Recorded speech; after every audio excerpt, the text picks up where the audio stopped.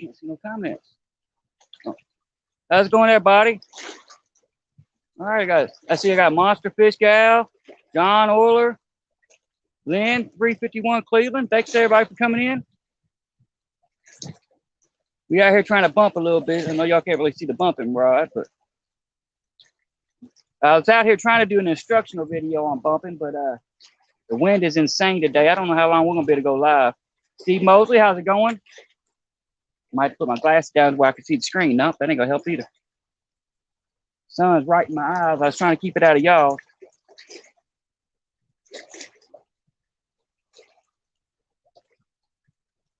Randall, how's it going?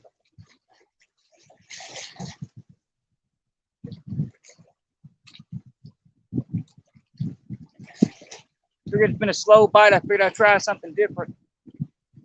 Only time I ever bump is during the winter. And that's because the fish are less active. So what I'm trying to do is I'm trying to get them to, I'm trying to put that bait in front of their face and force them to bite it.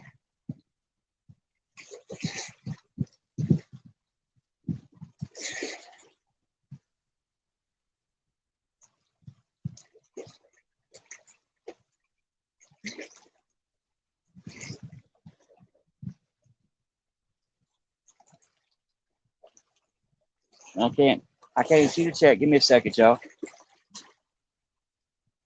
The sun is way in my eyes. Need to put something out here. Let's see here. That's good, Randall. That's good. Glad to hear you go back to work. Fishing frustrations, what is going on? Yeah, I'm hoping I'm going back to work next week. My doctors can't find out what's wrong with me, but I can't go any more time without work. This just ain't gonna happen. I gotta do what I gotta do. So it is what it is. Start to snag up, so I guess I'm gonna have to cast back out. You check my bait. I've been out here about a half an hour, 45 minutes bumping already, so it's time to check the bait.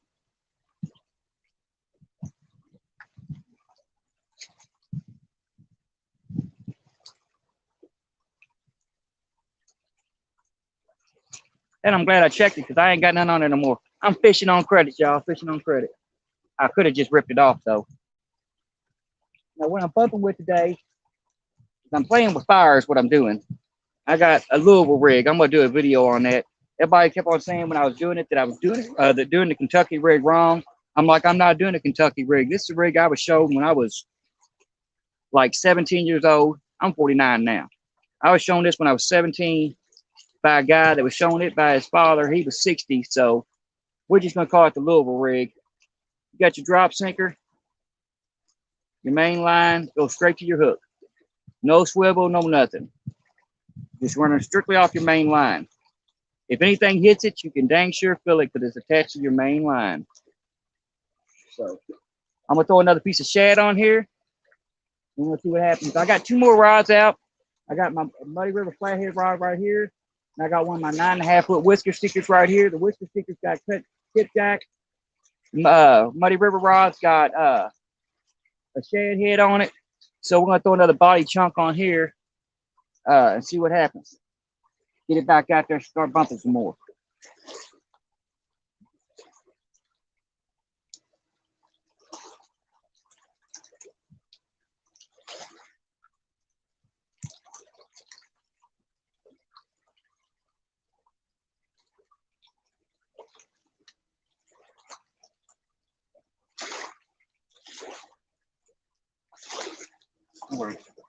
This time I'm gonna throw a shad head on there, little head.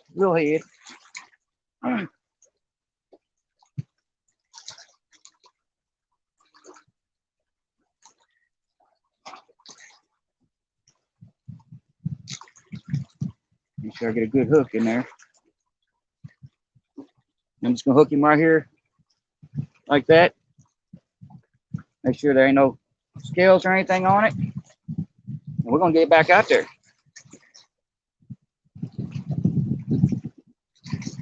Oh.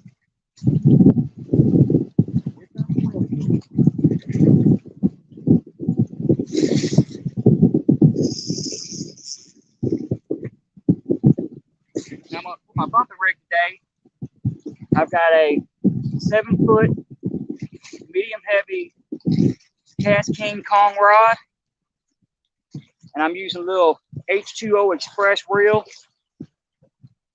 It's the lightest reel I've got, because when you're bumping from the bank, it's different from bumping from the boat.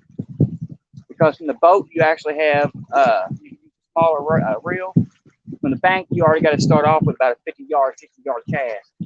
So I'll flip this camera down so you can see what I'm doing real quick if I can. I don't know if I can or not because it's where this tripod's set up. Give me a second. Alrighty, let's see here. Alright, I'll see some of what I'm doing.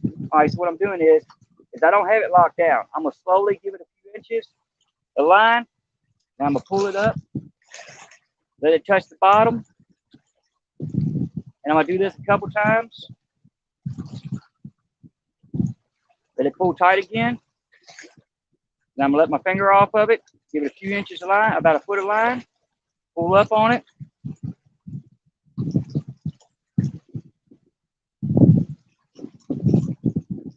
Let it pull tight again. Let a few inches of line off. And I'm going to keep on doing this until I run almost completely out of line. And then I'm going to reverse it and bring it back to us.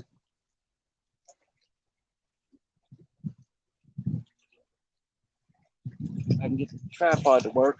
This tripod has been nothing but difficult today, y'all.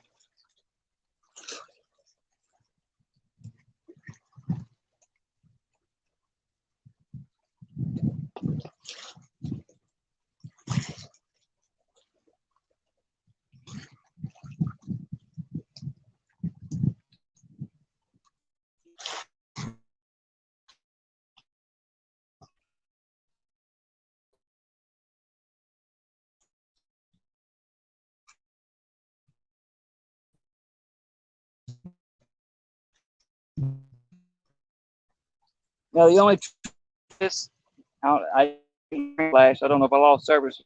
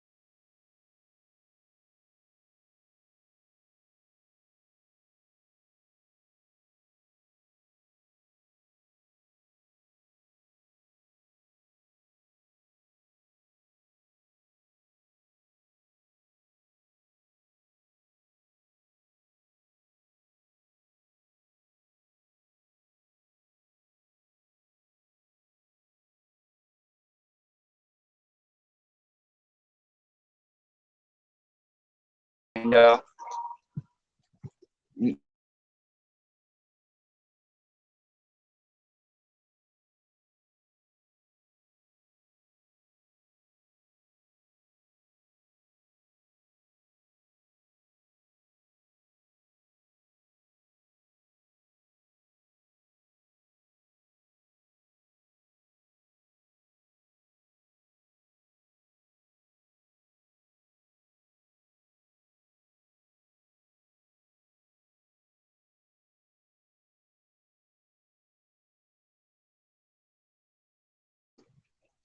sorry about that.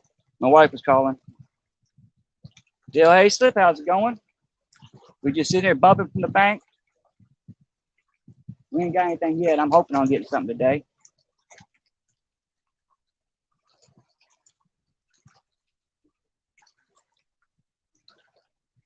Now, when I started out, I had close to, I think, right at 200 yards, 250 yards on here. And I'm down to about 100 yards already. So we're 100 yards downriver. But I cast it out about, I'm gonna say I had about a 40-yard cast. So we done bumped down about almost 60 yards down. So that's good. I'll take that any day. Now let's just hope I can put it fish.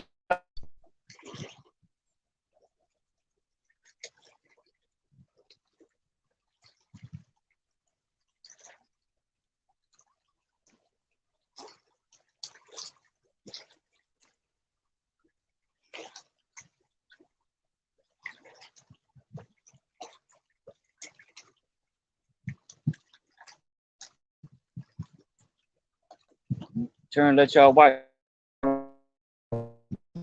Yeah.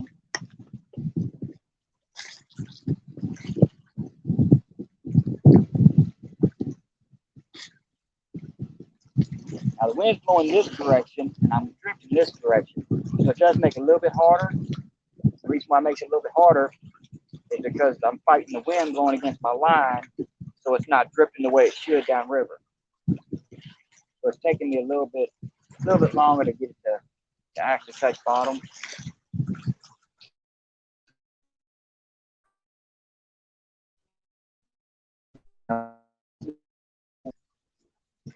That's because the wind's going against it. So we're gonna keep on doing this until we see if we get it to fish.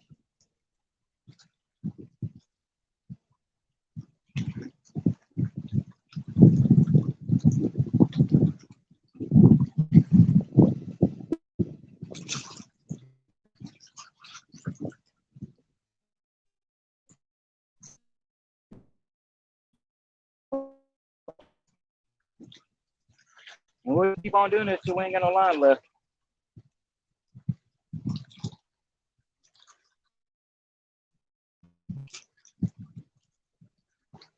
So line.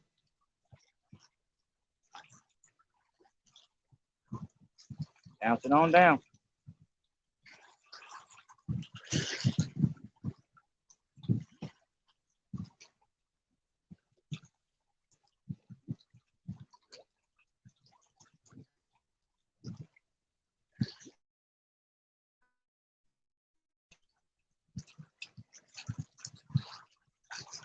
Becca, how's it going? Gotta do something different. We come on the bank. So that's what we're doing. I do have 2 rods out. Just cast it out, ready to go. But for the most part, all we're doing is bumping from the bank.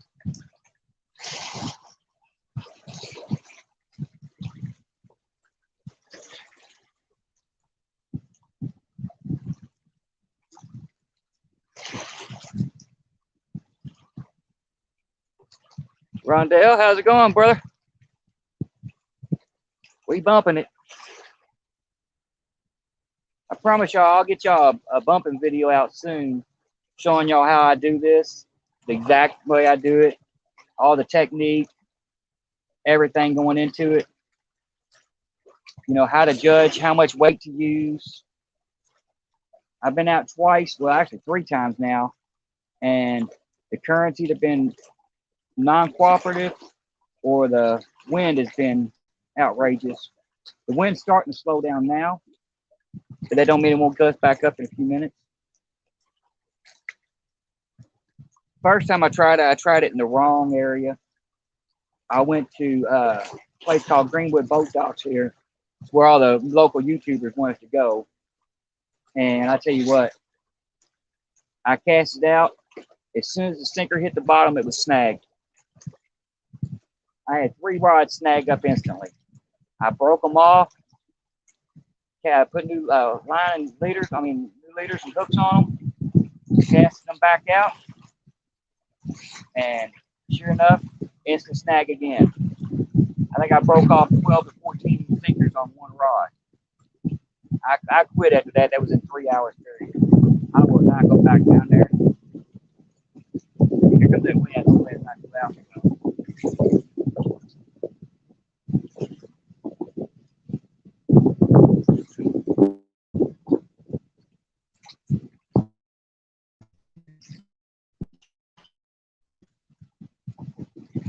wish I could see the comments better. How's it going?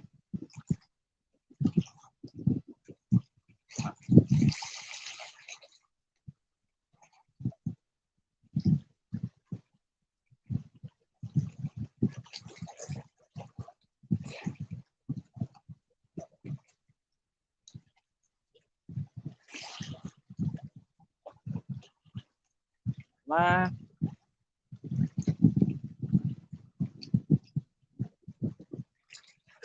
Richard Jarvis, how's it going? 3B, how's it going?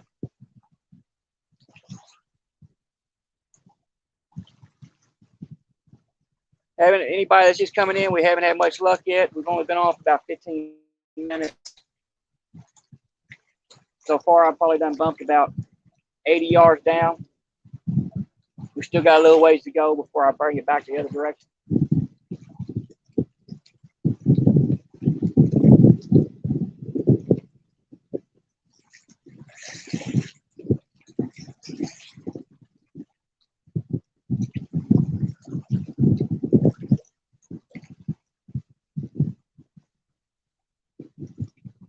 Kimberly Orler, how's it going? Sorry, y'all, I'm trying to see everybody's comments, but this sun is in my eyes, and if I put these glasses on, I can't see nothing.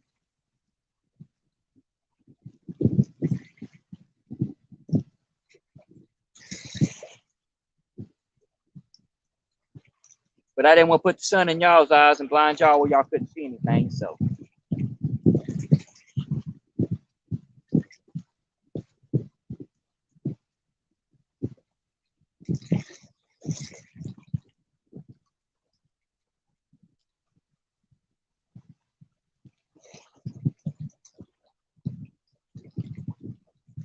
Jody, how's it going?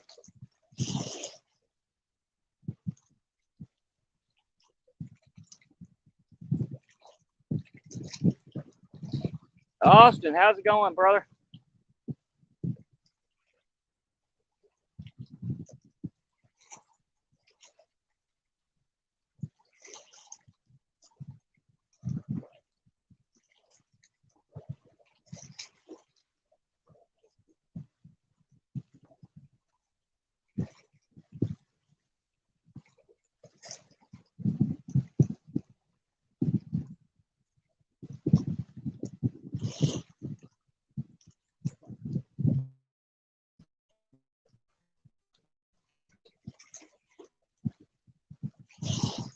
Not wanting to straighten out here. Give me a second. There it goes. A wall down there, and you got to bump it over it. Get a little bit more line. Let's just keep it going.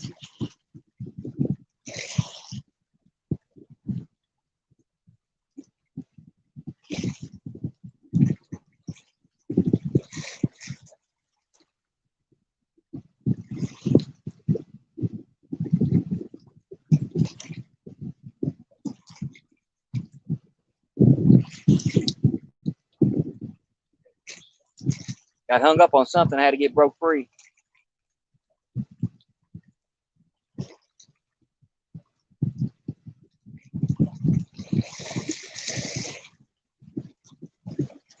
Like I'm bumping up against something down there.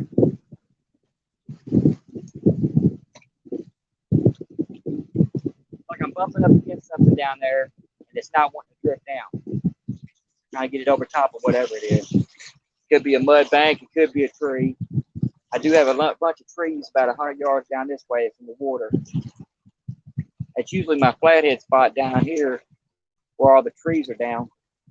It holds a lot of flatheads. The problem of it is getting down there is almost impossible.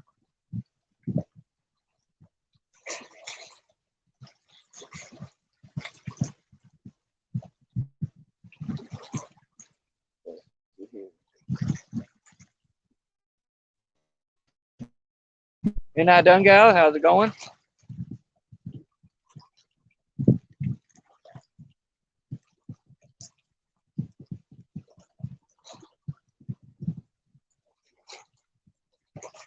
All right, we rolling back down river again, so I must have got over top of whatever it is.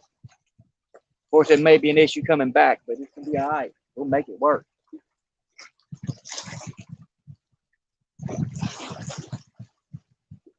The trick to bumping is you gotta be able to feel the weight hit the bottom.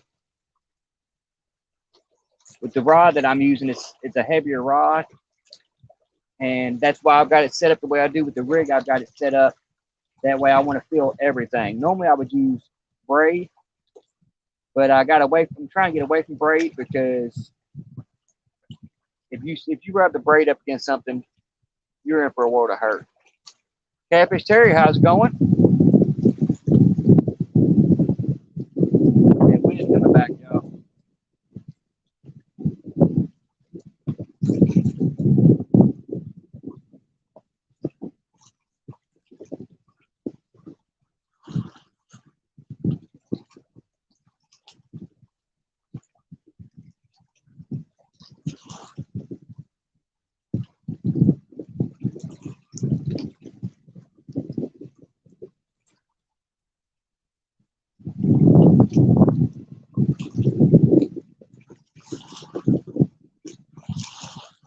All right, Terry. Thanks for stopping in. Be safe driving.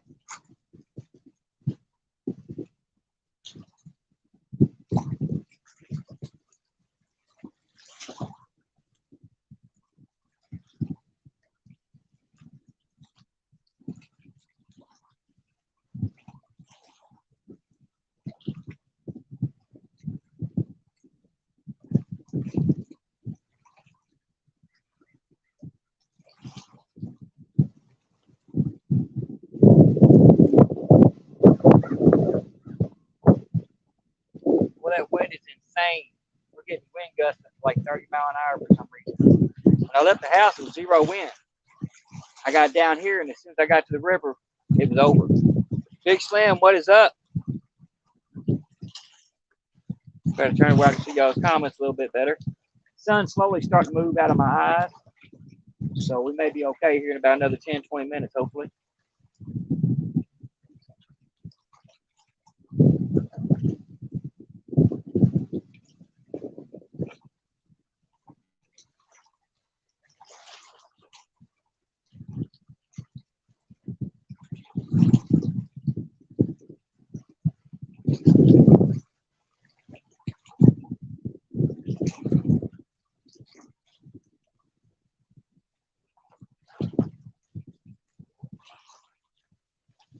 Now, I'm only trying to bump 6 to 12 inches at a time.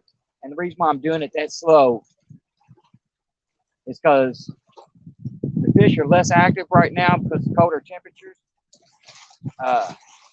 So you basically got to put it in the face and just give it some action. Basically teases them and forces them to bite. So I'm only pulling off about 6 to 8 inches. Well, 6 to 12 inches, I would say. Off the line, off the spool at a time. Uncle Lou, how's it going? Thanks for stopping in.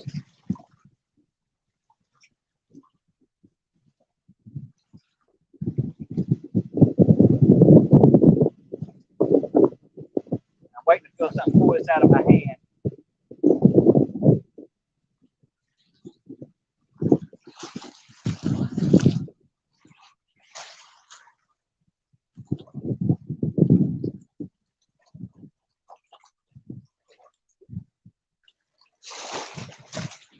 That wind blew right when I was letting line out, so it took a little bit extra line with it. So now I got to give a little extra lift up to take it all out and straighten it out.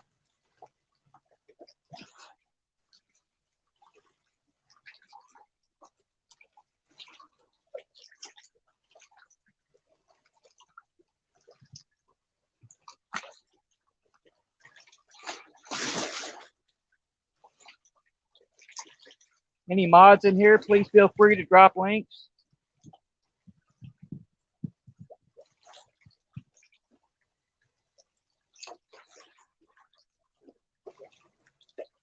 We're only going to be live for a few hours. I didn't bring any of my lighting gear or nothing else. I wasn't planning on staying after dark. So we'll be out here about 3.5 hours.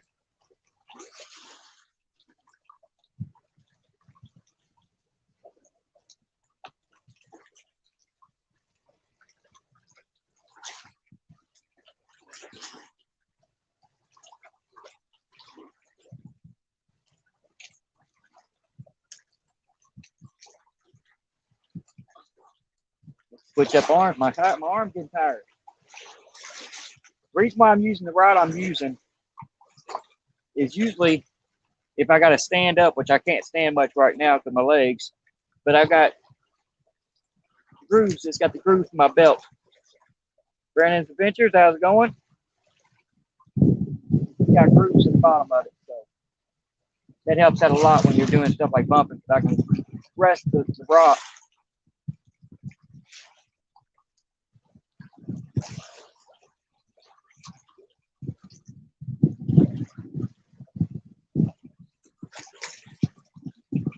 Now, I was out here earlier trying to catch some fresh skipjack or some fresh white bass, because all I've got with me right now is frozen baits. That didn't go over too well.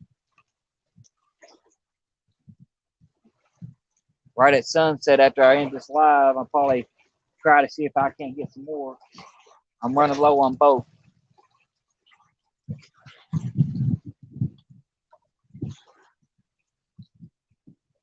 I like to have at least 2 skipjacks, usually at least 2 skipjacks on hand at all times, if possible, during the winter. That way, if I get a chance to go out, I've already got bait. Even though it's frozen, it still works halfway decent in the winter. I like to have a couple in the freezer just in case.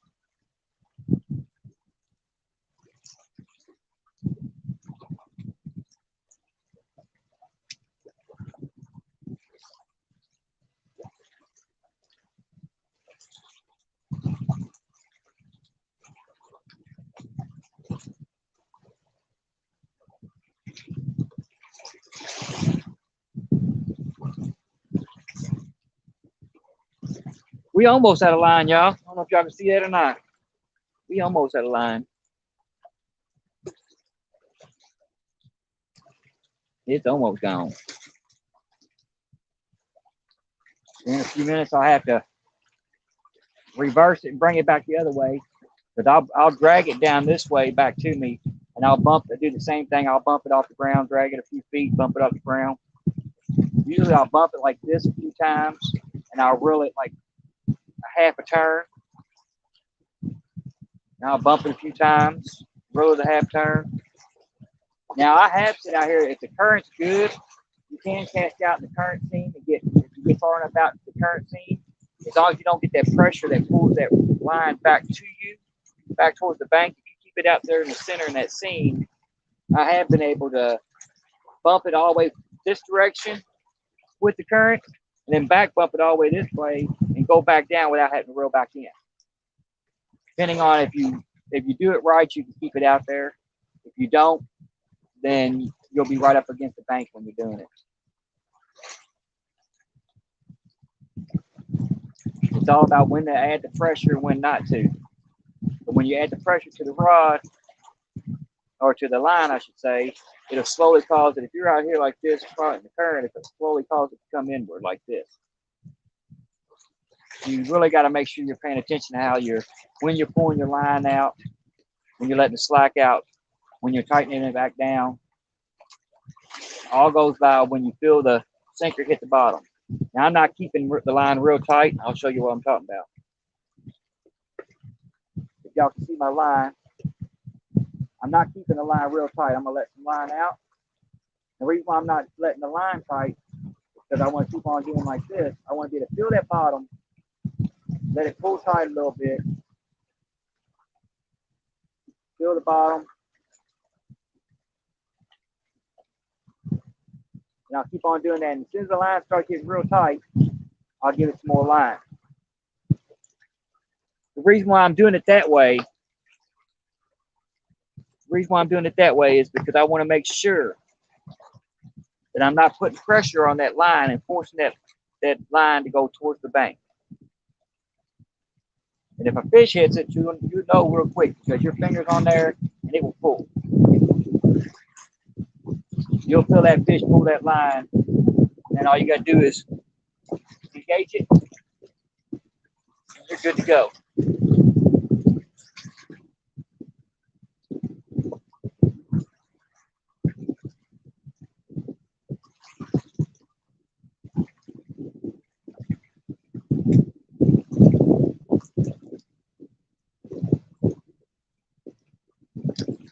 A little bit too much slack out. The wind blew and maybe too much slack.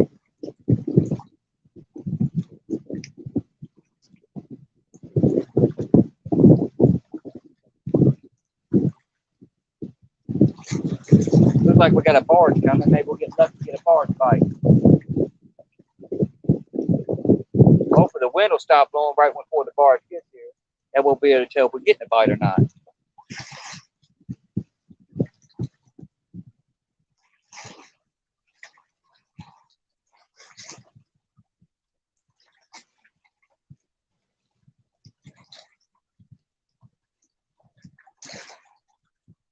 Bluegrass State of Mind, how's it going? Thanks for coming in.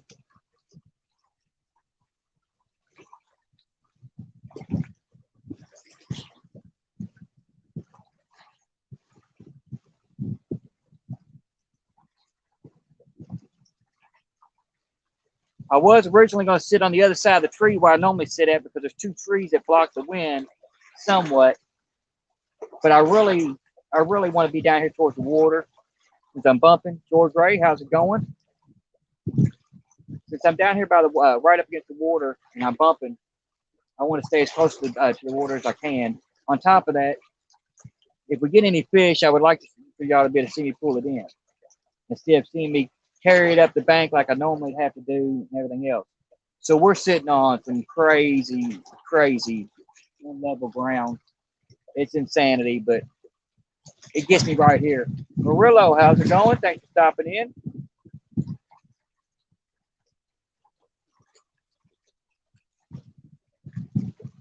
When the sun changes position a little bit, I'll show you all the terrain I'm actually sitting on as far as at another angle right here. It drops down. There's a bunch of freshwater streams that come through, so it stays muddy.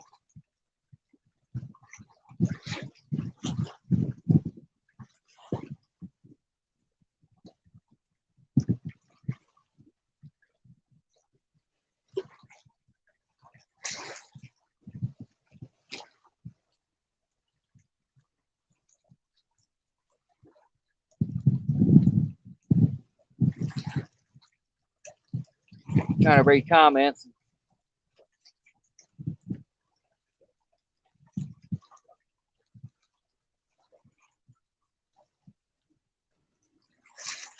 Oh, John, you got a new phone today?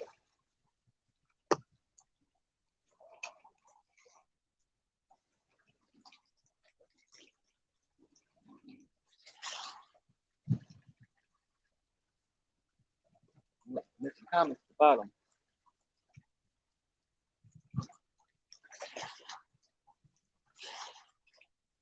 Can't tell if this is a barge or a boat floating sideways. I can't tell yet. It looks like a barge, but let's just put it this way. It's wide enough this way going downriver where it looks like a barge, but at the same time, it looks like it could be a boat drifting sideways.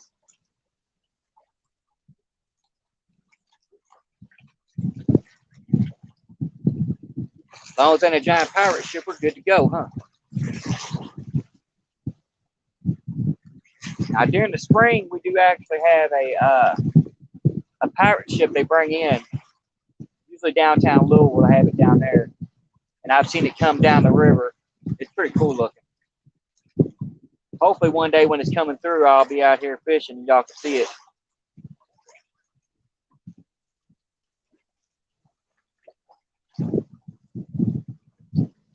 Thank you, Frustrations. You didn't have to do that. Thank you.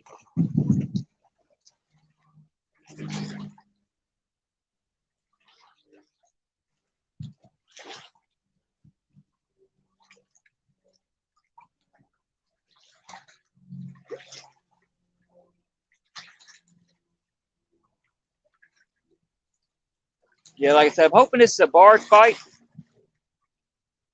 Or hoping this is a barge. We get a barge fight. Get these fish stirred up a little bit. Get moving around on the bottom a little bit more. I'm hoping they get down here. Like I said, I'm hoping they get down here before I have to start reversing it. Because I really want to feel them pull this line, pull this off this spool. But that spool is getting pretty thin already. So I may have to reverse it back down. We shall see. Brian B, how's it going?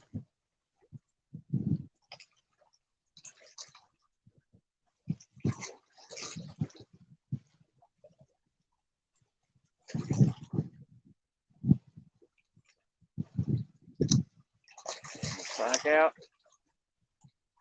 Couldn't fill my sinker, had to fix that.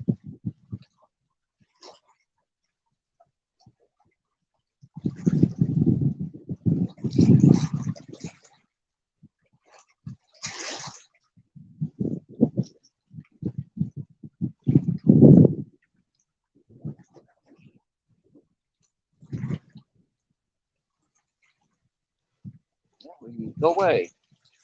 Won't let me do it. There we go.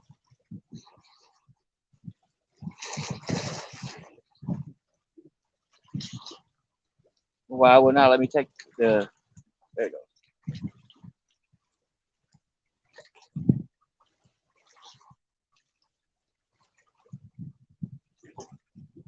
Thank you, George Ray.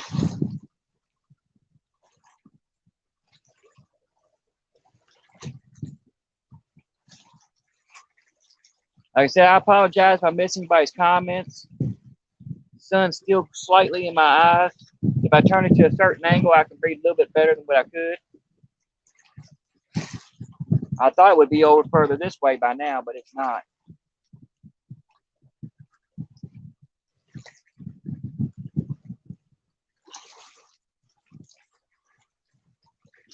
I was hoping y'all be able to see the other rods, but my little space I got over here is so tiny, it's unreal. But it makes it harder for me to be able to tell when I'm getting a bite on the other rods. Jeremy Tournament Cats, how's it going, brother? Thanks for stopping in.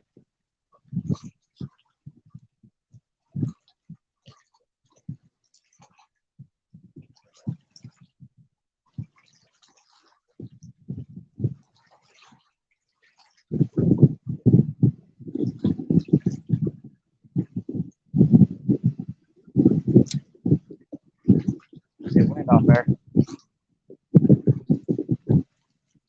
Couldn't put my sinker for a second there because the wind's blowing out so much line.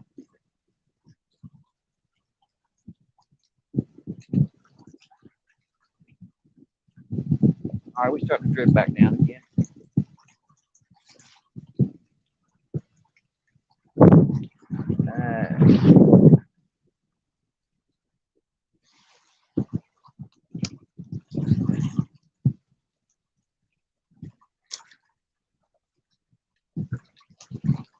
I don't know what that is coming down the river.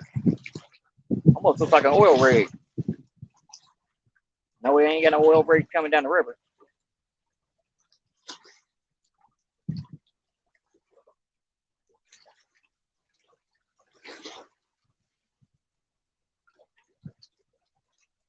Backwoods, how's it going? Yeah, I'm a little angry. Wind blew over. I opened up my energy drink. As soon as I opened it up, wind knocked it over, spilled over half of it.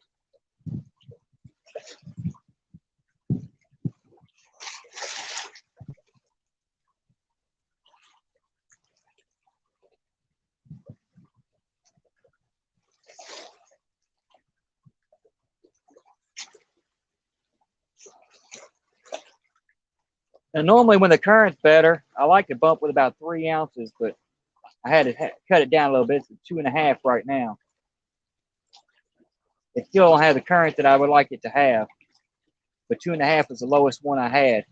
It's slowly drifting down, but it ain't doing like I would normally have it do.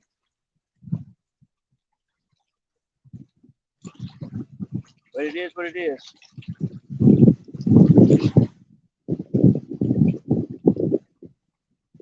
Wait for this boat to come through.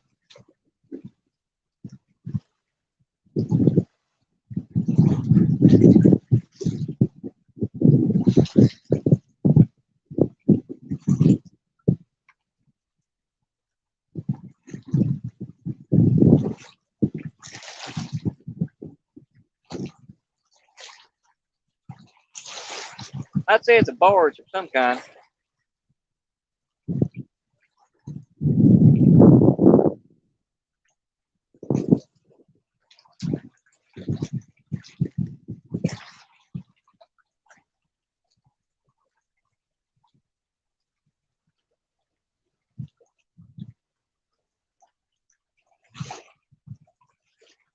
Yeah, I'd be able to bump a lot faster if the current was a little bit stronger. But right now the current's real slow. You couldn't see by the top of the water, if I drop I'm not going to because I don't litter, but if I was to drop a cup on here right now, the current wouldn't take the cup anywhere because the waves and the stuff are so strong that it's bouncing around. Won't take it anywhere. It's the undercurrent that you're using to your advantage. And right now the undercurrent today is not moving as strong as it normally does. Because normally the undercurrent's so strong in here, if I was to throw a 2.5 ounce sinker out and let my finger, let the spool free spool like I do when I'm bumping, it would take it all the way down by itself if it just drift all the way down. Now I have been known to do that too.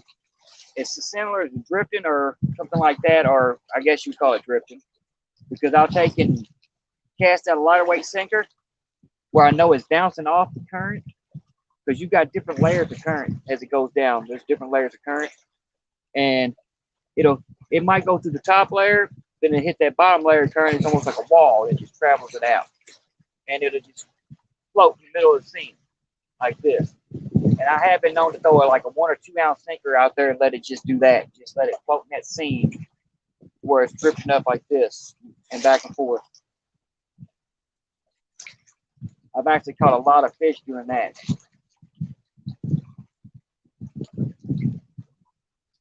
I ain't gonna lie, I haven't caught many fish bumping.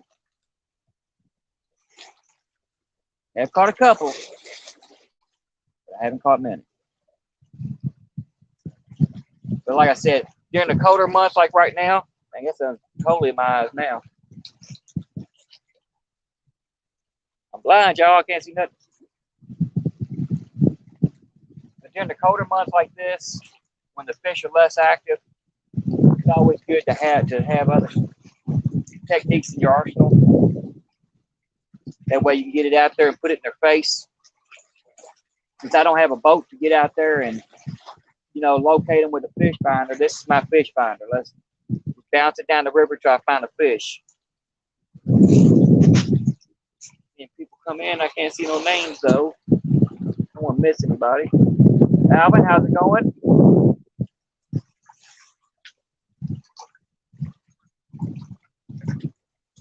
I don't know what this thing is. It definitely looks like an oil rig. Hey, as long as it stirs up the fish the way that a barge does, we're good.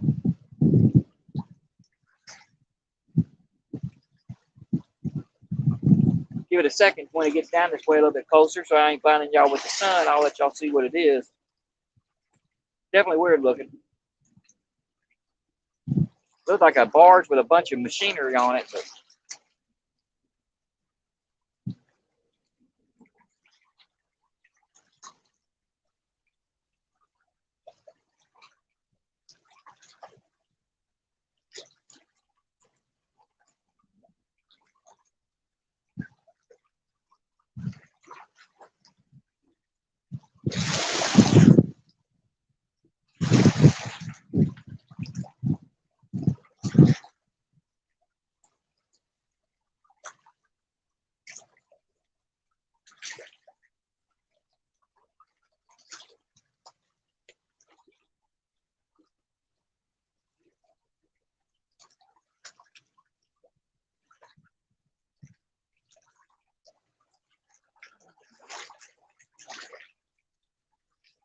trying to make sure I don't miss anybody.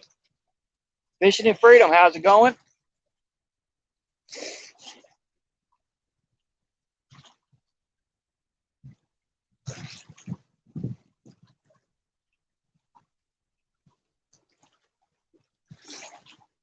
Hoping when a ship comes over top of it, it'll stir these fish up and something will wrong with this bumping rod.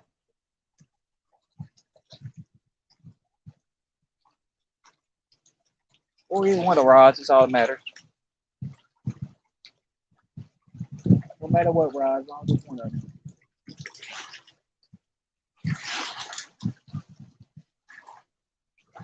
Now I am using all Uncle Lou hooks, beads. On the orange rod right here, I've got the Uncle Lou rattles. You know how we do? Got to use Uncle Lou. Now I used to use a lot of king catfish hooks, double action circle hooks. And I tell you what, after I won some Uncle Lou hooks on Eric Burnside's channel one day, and ever since I used those hooks, I'm not gonna order any more hooks if they ain't Uncle Lou.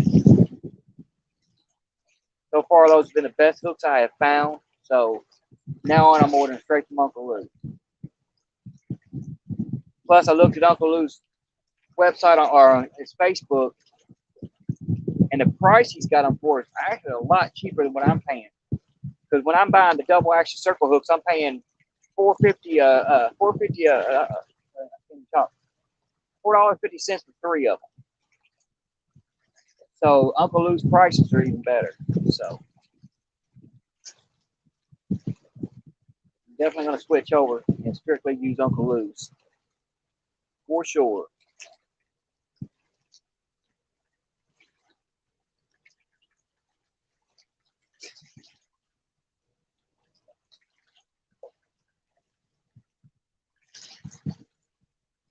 Here comes that ship, y'all.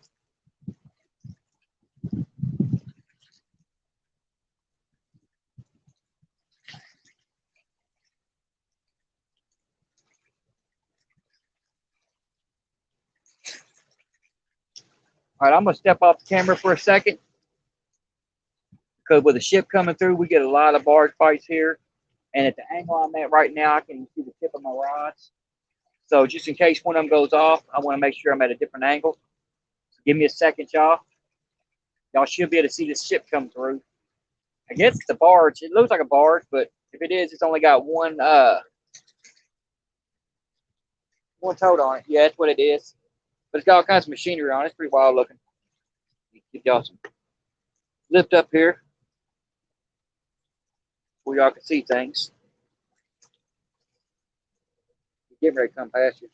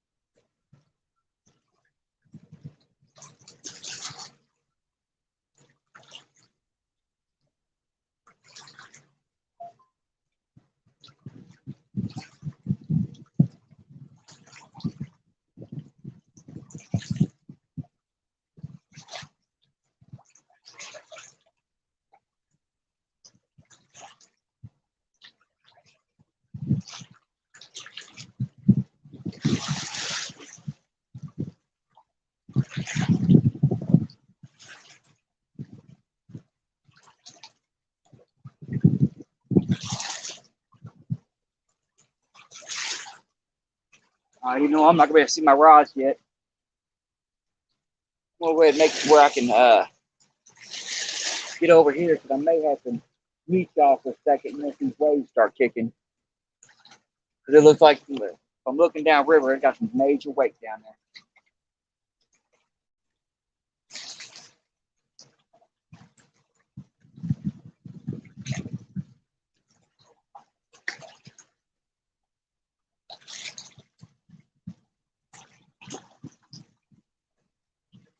Real Beast, how's it going? Oh, sorry, missed you coming in. Sure I'm not missing anybody else. I hate missing people when they come in.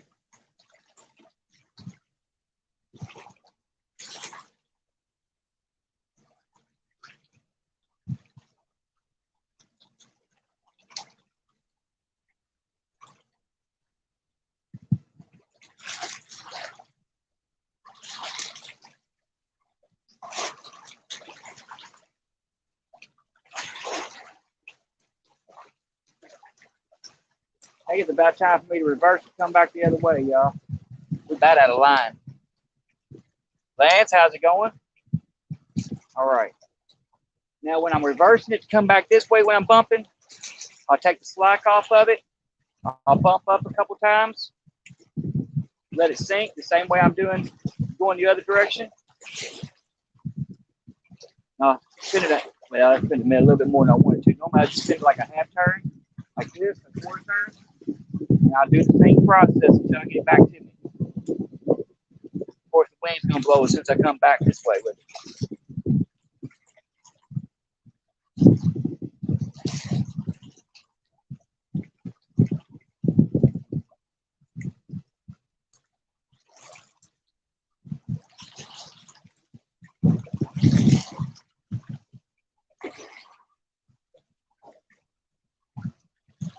Give it a half a turn. I think on this one, I think it's actually about a full turn to give it enough. It's about a full turn. The gear ratio on this thing. But it is the lightest reel I've got that's big enough to hold the capacity of line that I've got to use. So it is what it is.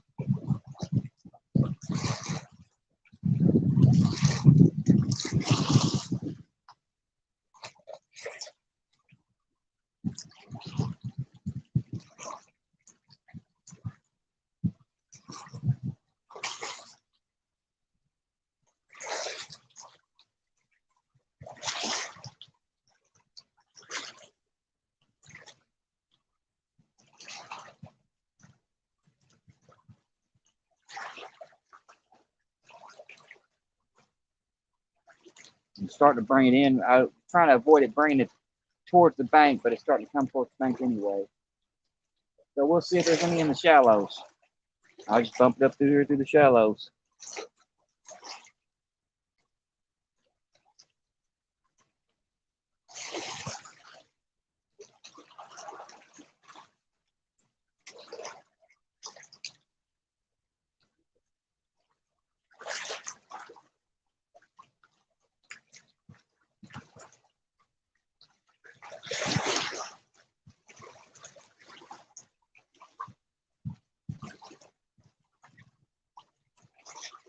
Now I'm just going to switch over. I'm just going to drag it.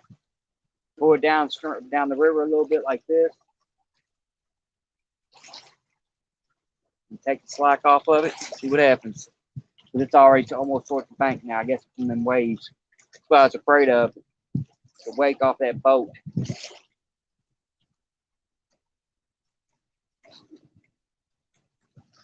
I was afraid that boat might cause it to, me bringing it back in might cause it to go in with towards the bank.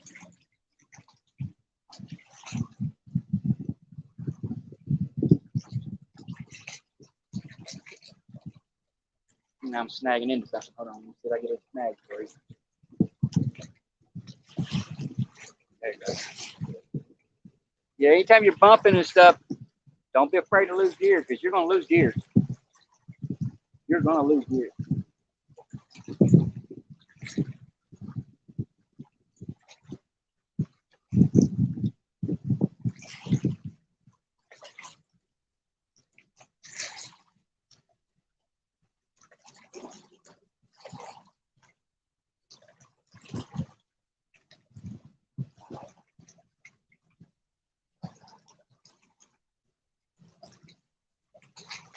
Luckily, with me using such a light sinker, still got our bait. Oh, let's see here. Still got our bait. Still got everything going. Get in front of the camera. Oh, that smacked the camera. Still got our bait and everything, so we're gonna throw it back out there and start bumping it back down the river.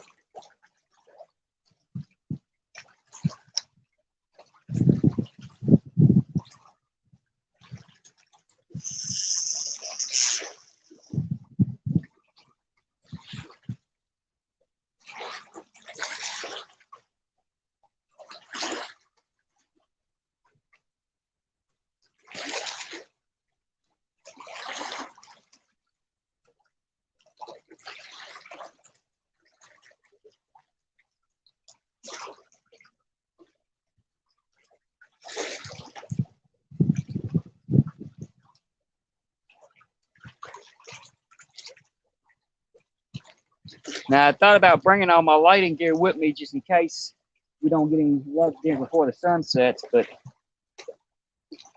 I decided against that.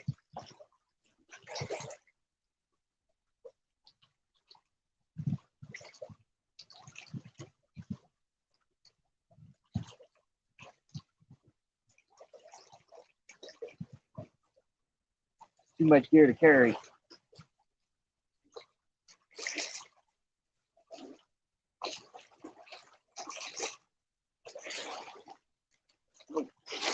Some hit it. It's a good solid hit too.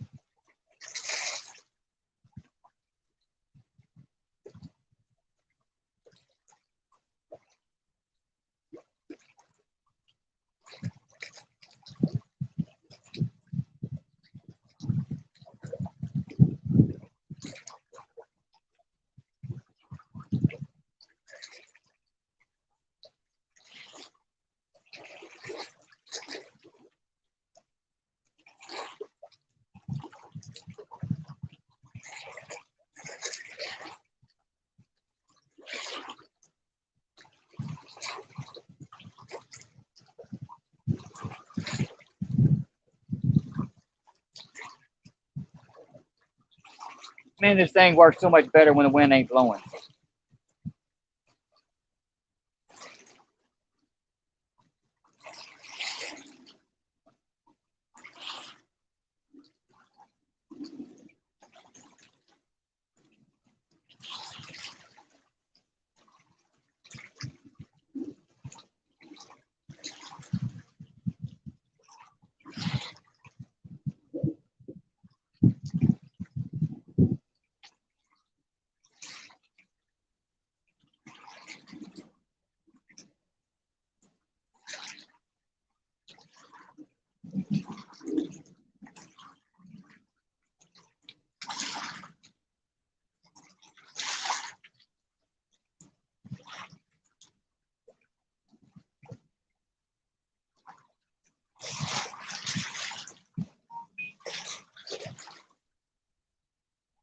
I had to turn my notifications off on my other phone. I didn't know. I thought I turned them off, but apparently I didn't. Dinging all day. I'm subscribed to so many people on YouTube that it's like every 15 minutes I get another notification.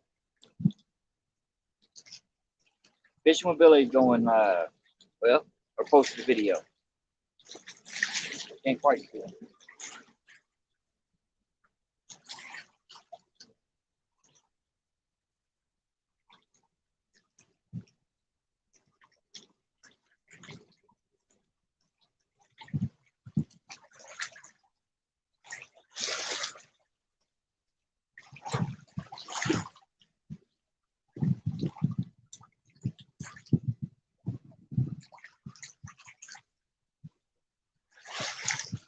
All right.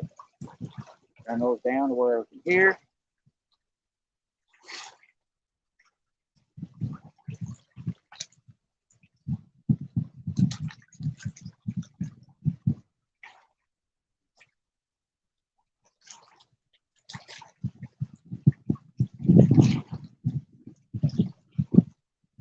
Yeah, when that wind ain't blowing, That current, it's not fighting against that current.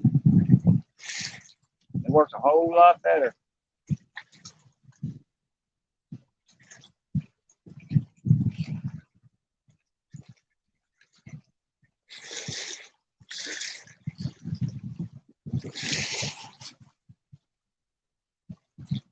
Banking Cats, how's it going?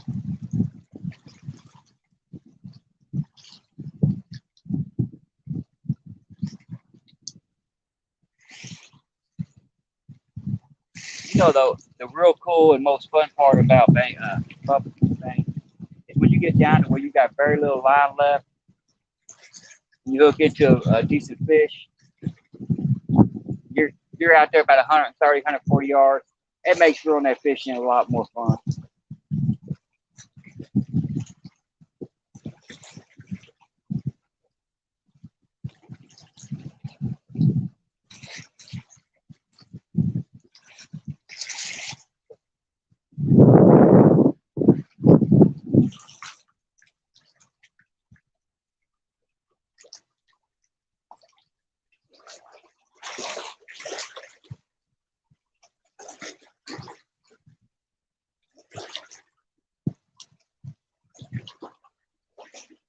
I'm surprised. I thought for sure one of these rods would have done went down by now.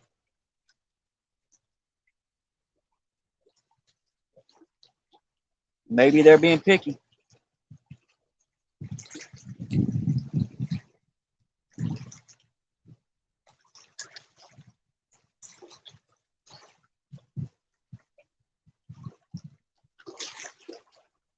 Throw some chicken on there. I got some chicken with me, frozen chicken, strawberry.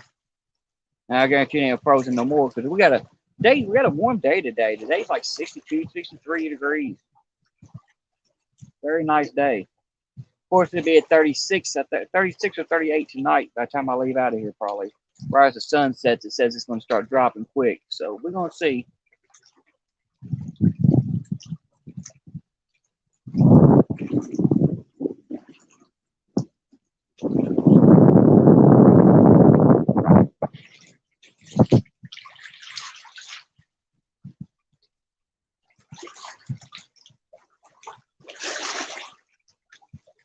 Here in a few minutes, I think I'm going to try to figure out a way to change this where I can actually see these comments better because I don't know if I'm missing any comments or not. I know I've missed a few people coming in. Went back and seen that they come in. I hate when I miss people and I hate when I miss comments.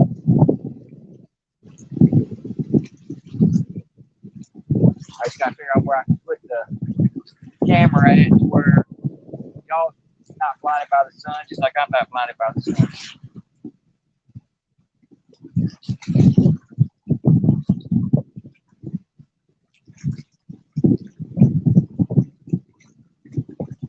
Need to make some kind of shield that blocks the sunlight up here or something where it does.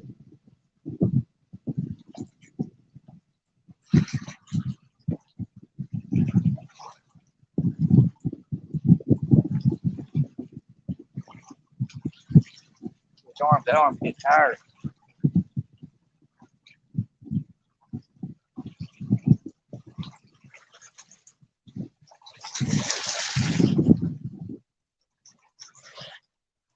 When possible, I like to bump with my left arm anyway. The reason why that is that way I got my right arm free to spin and block it and engage it. But normally, if I get a fish to run with it, I give them a few seconds before I engage it. That way, I know for a fact that it's in their mouth. But as soon as you engage it, it's going to lock them in. You don't want to pull it out of their mouth.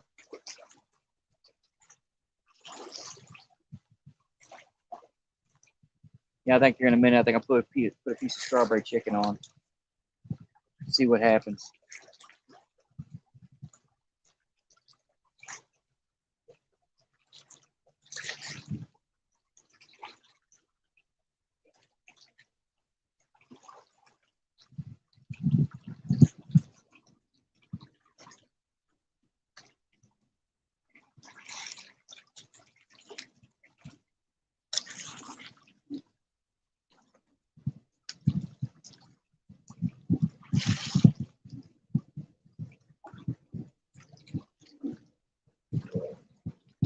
So y'all, this is why I fish at night, so I can actually see things. I am not a day fishing person.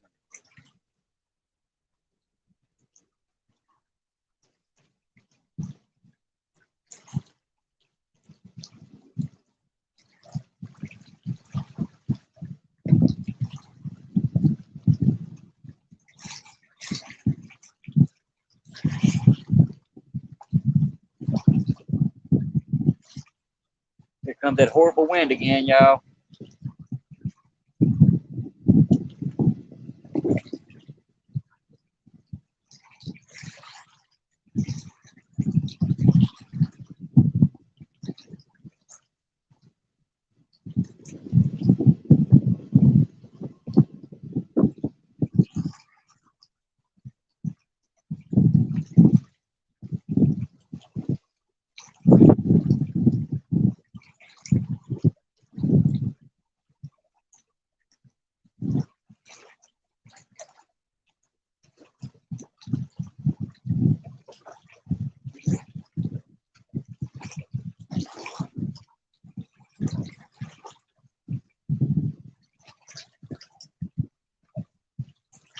Starting to get close to the end of the line here.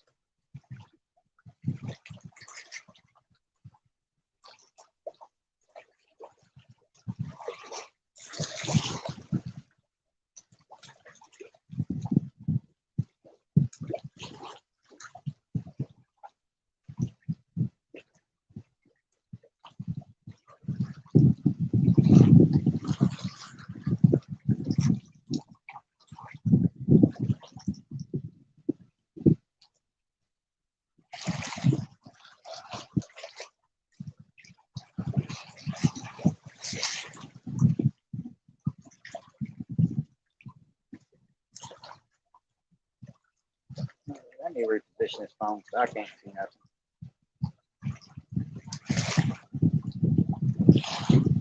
About time for me to reel this back in because I'm already down flirting with danger right now.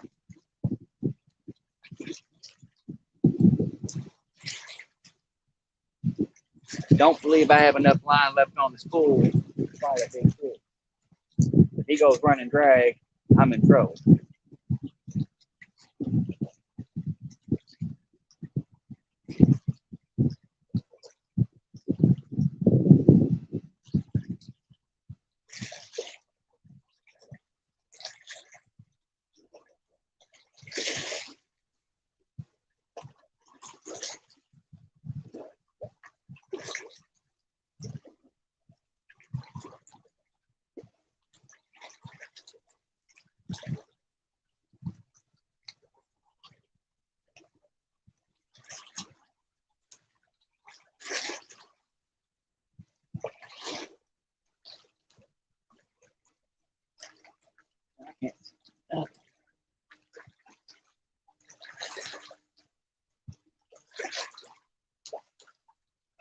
Yeah, I say I'm about flirting with danger there, y'all. I don't know if y'all can see it or not, but that spool is almost empty.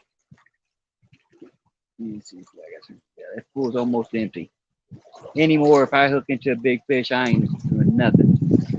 Got enough space to enough line in to do anything. So I'm gonna slowly bring it back in. When I get it in, I think I'm gonna switch out bait and try to reposition the camera so I can talk to everybody and see the time.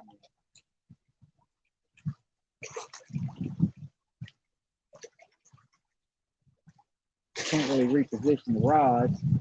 I would, but what I might have to do is I might have to put the rods, put the camera over here on this side, over here, with the rods, where I can see the comments, and just not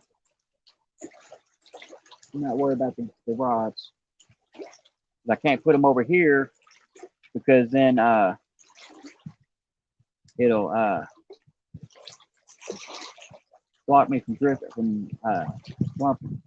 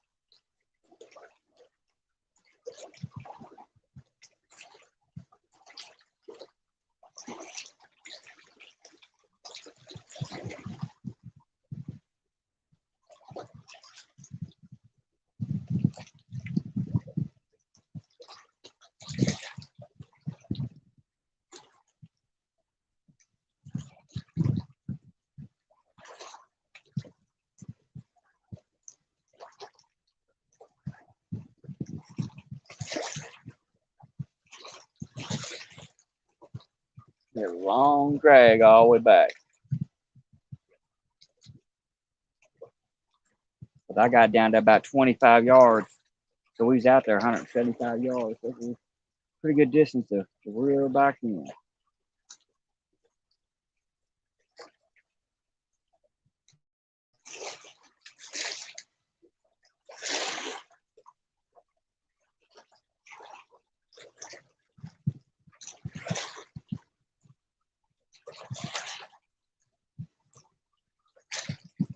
All right.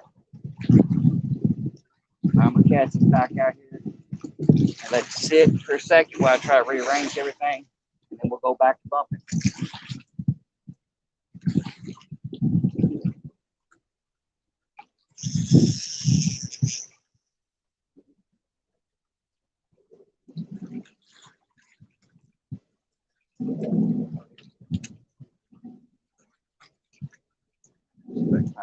Put this set, lock it in, stuff out.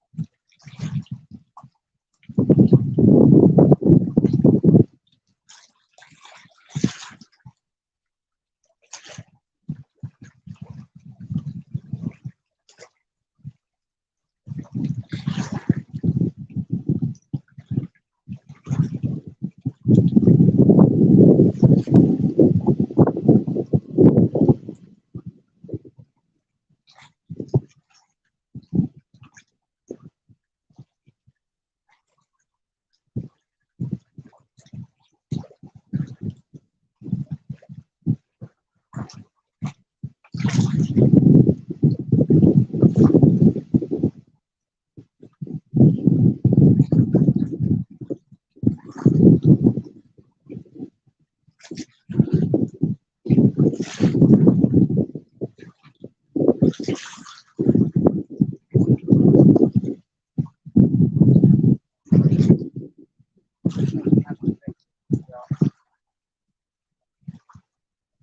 to change out the bait number, rearrange this for what you see, or where I can see, I should say.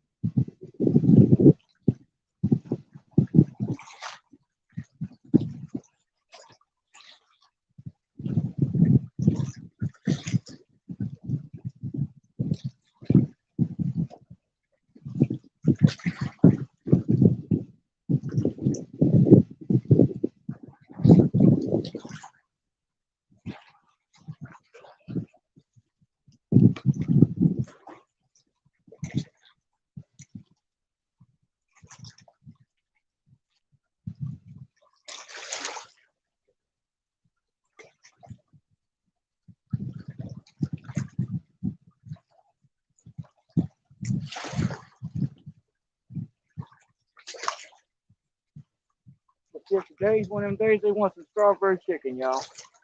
I'm gonna pass it out there and see what happens. Worst case scenario, we'll get bite.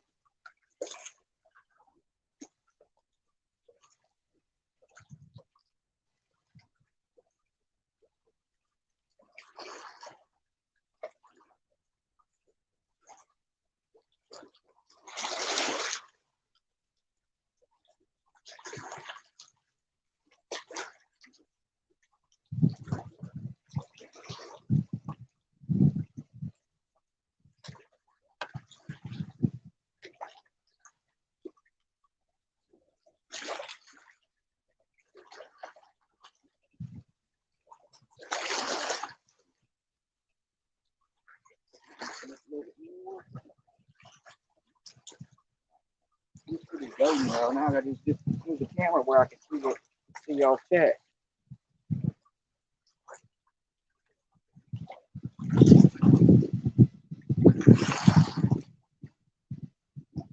Pull this thing out of the ground here.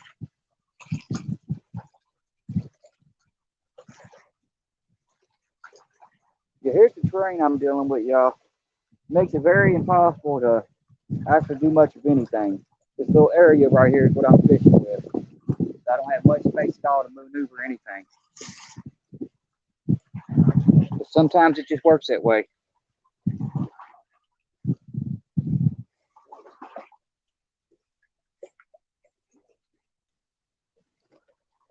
All right, I got to reposition all this because that ain't gonna work. I'm sitting up on a hill here.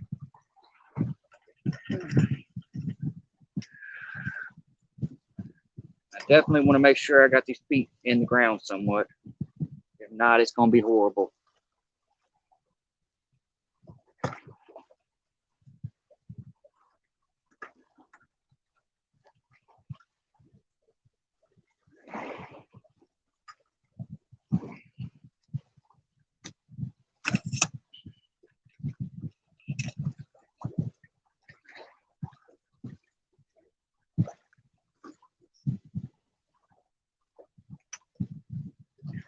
All right, y'all.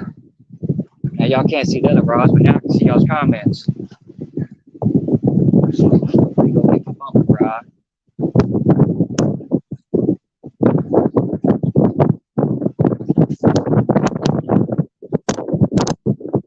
Now the wind might be too bad now though. Yeah, I might have to move back up here on the hill, y'all.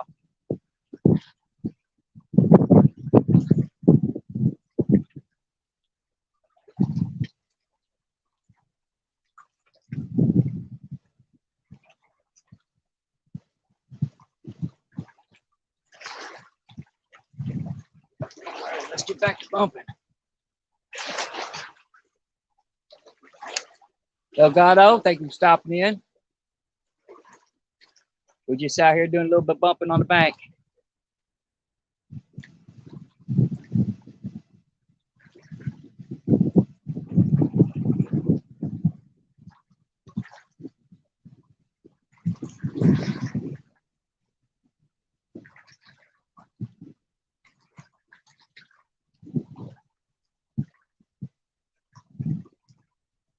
least now I can see y'all's comments, at least somewhat.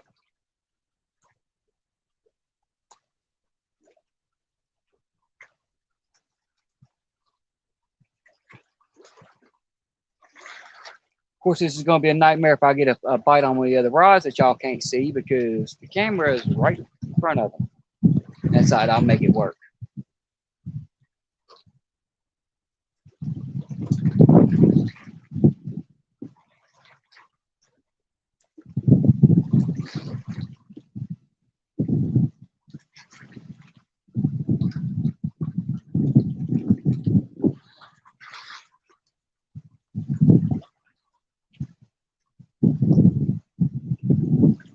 What I can do?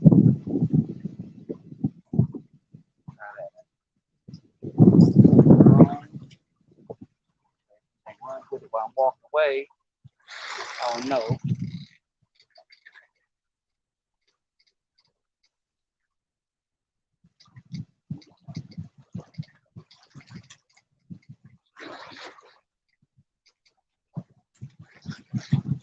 All right. I'm going to take these rods and I'm going to put them behind us. I'm going to put them right over here in my trusty Dusty stands I brought with us. Now I'm going to recast this one out. In a bad spot. I don't know how it drifted down current so far.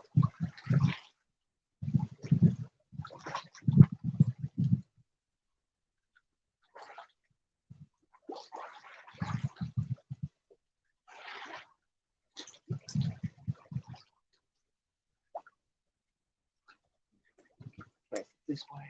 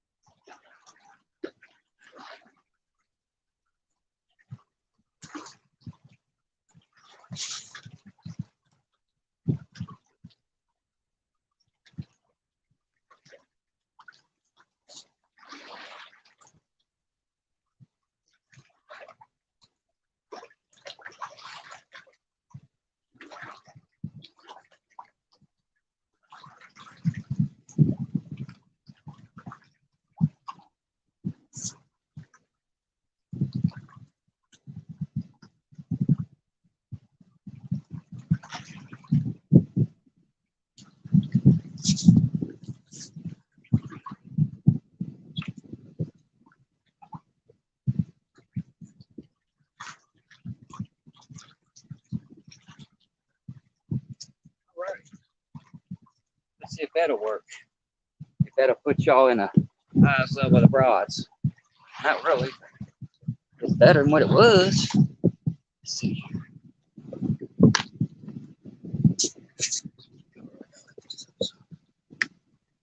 There we go.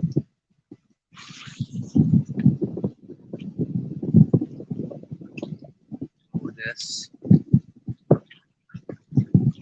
Do the thing better.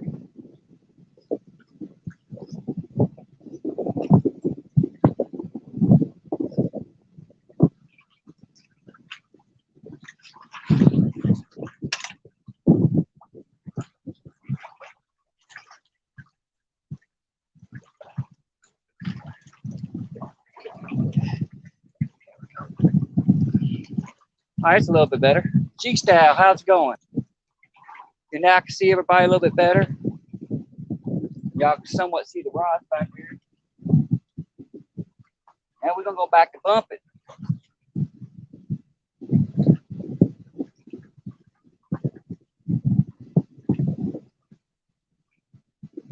I understand that, G-Style. That's the same way with me. I'm not fishing, I'm watching fishing. I hope that wind don't get too bad for y'all. Changing that angle.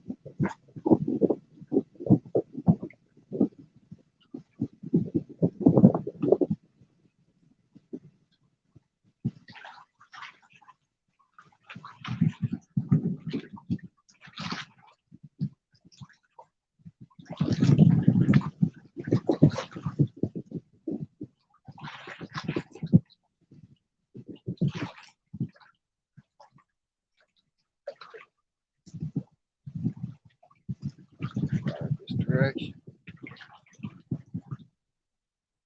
Get out my other line, but bring it up the other direction. That wind was up there, y'all.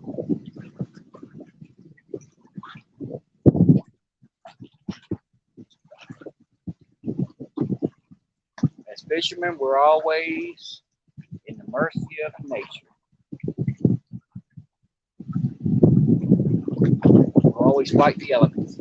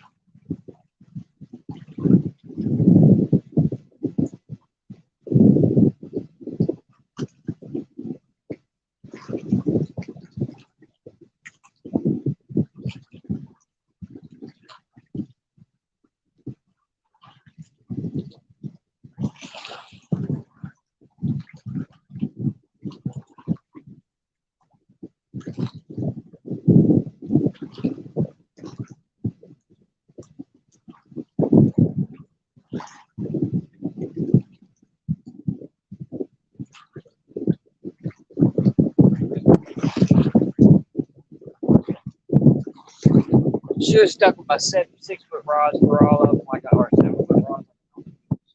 Just use my Muddy River rods. That 9.5-foot rod just bouncing around the wind like a leaf blowing off a tree.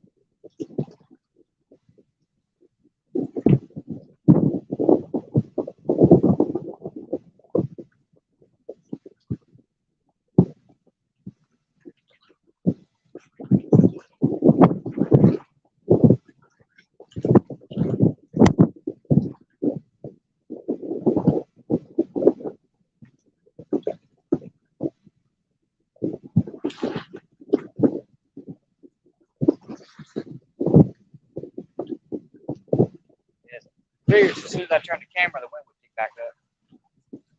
It couldn't be nice enough to stay away, huh?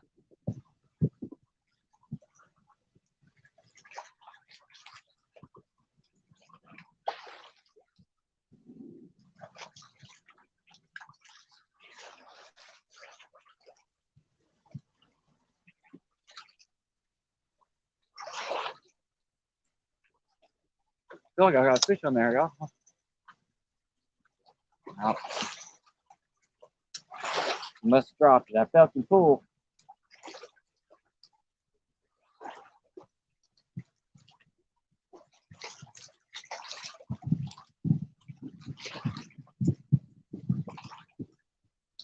He pulled about,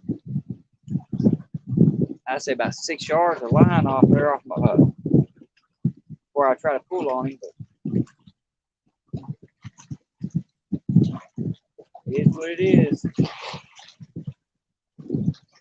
At least we know that they're trying to hit it.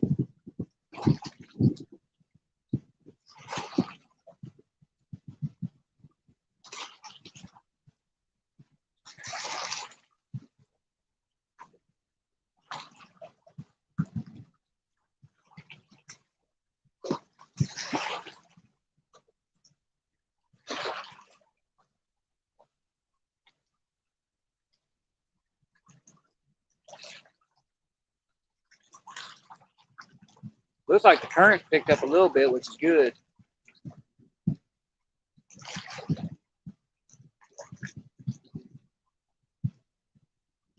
It's drifting downriver a lot faster than what it was.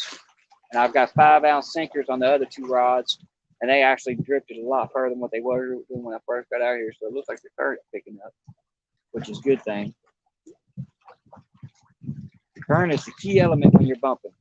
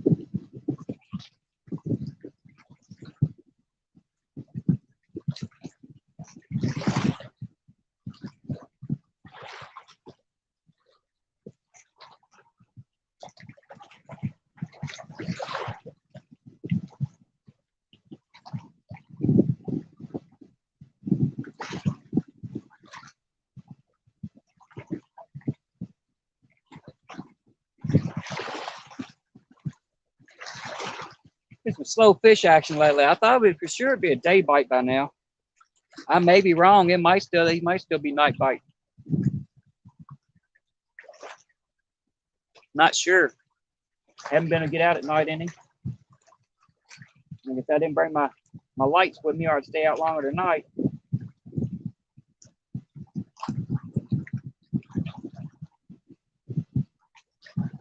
See if they start hitting after dark.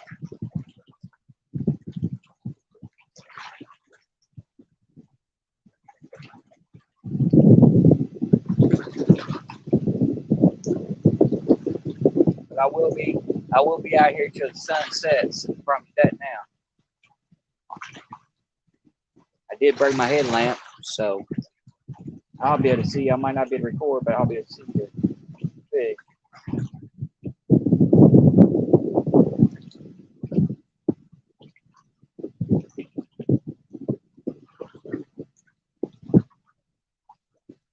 Yeah, I figured I'd travel light today. I had to carry an extra rod because I brought my skipjack rod with me. So I got my skipjack rod, the buffer rod. So I brought 4 rods, and I got to carry them all on my back. So I couldn't afford to carry the extra 10 pounds of lighting gear. My body wouldn't do it. So it is what it is. We out here till the sun goes down.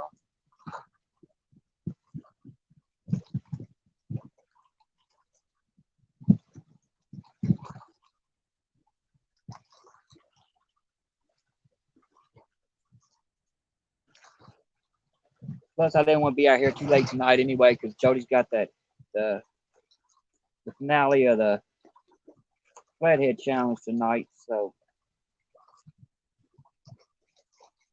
I didn't want to be out here too late.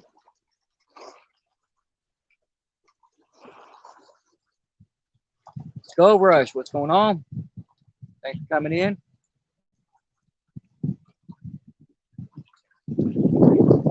Okay, let's see what that is.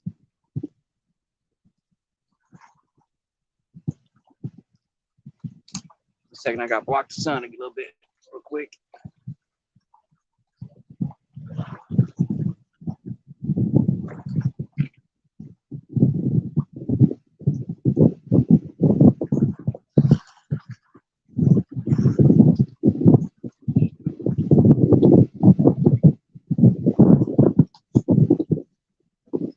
Yeah, I can't quite read all that comments, Skull Rush. The sun's still in my eyes. Yeah, I come out here and I'm on the bank and I'll I'll drag. I'll do whatever I gotta do. Got the long. If I have to, I'll bring out my long rods, which my long rods are only 9.5 foot. I don't have no 10 and 12, but yeah, we do it. But yeah, and I gotta walk down here because there is no place to park.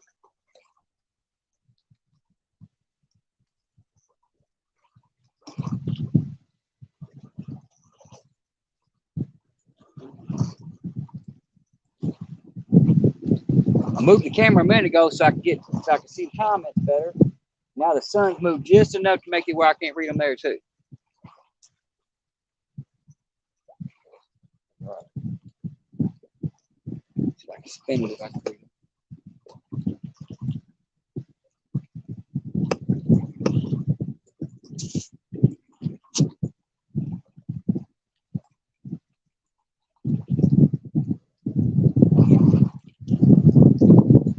Oh yeah, I got long hair. Skull Rush. I couldn't read the whole comment. I can only read the bottom of it. Yeah, I got long hair. My hair is actually shrinking. I've been growing my hair for 26 years, but it stopped growing about, I'd say about 6 years ago, 7 years ago. It stopped growing, and then it looks like it's shrinking now.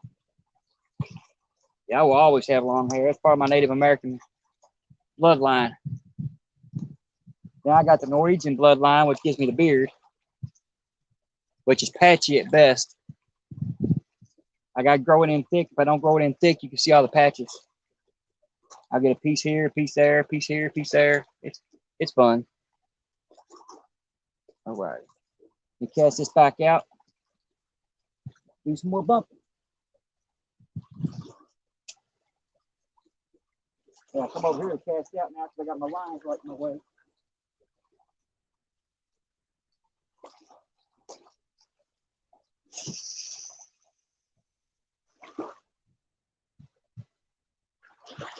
That's good 60, 70-yard cast.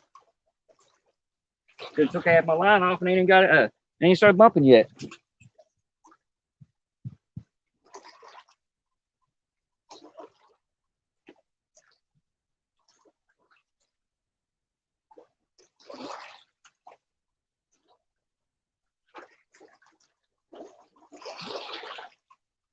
Yeah, I'm 49, Skull Rush. After you hit your 40s, it seems like it shrinks. You say yours is 25 inches? That's great. Yeah, mine ain't even close to that no more. At one point in time, it was almost to my waistline, but now it's not even close. But I will have it till I die. I will not cut my hair ever. I'll shave my beard and stuff like that, but I won't cut my hair.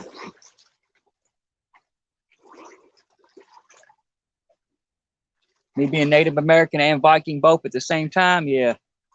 I gotta have my long hair. The gods might not see me if I don't.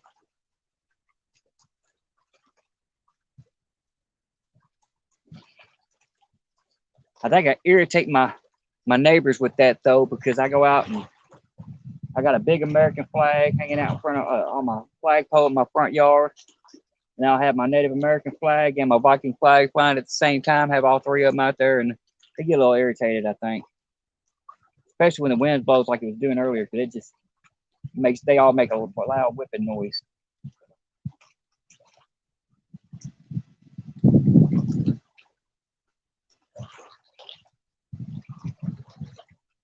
And I wish one of these fish would take this rod. They could have it if they can get it out of my hand. I promise you that. I'm actually surprised because I've got skipjack out. I mean, it's frozen, but I've had decent luck during the winter with frozen skipjack anyway. It's thawed now, but it was frozen, pre-frozen. But I got skipjack, I got shad, and I got strawberry chicken, and they ain't hitting nothing. That's kind of weird. Because even if the blues ain't in the area right now, the channel cats should be. And I'm using smaller baits. Because the last few times I've come out and tried to use bigger baits, they wasn't hitting the bigger baits. They wanted the smaller baits already. So Gonna switch to smaller baits.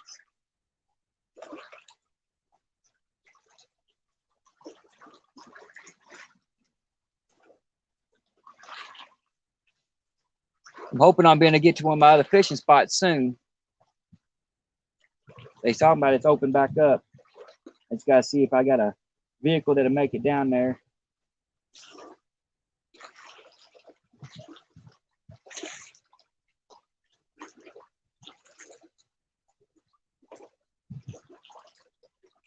Italian and Irish. I heard that. I got a little bit of both those in me too. I'm a mutt. But my dominant traits, I'm 45, about 45 to 46% Native American, and I'm about 25% Norwegian. But then I've got Gypsy, Irish, all kinds of stuff mixed in. I'm just a mutt.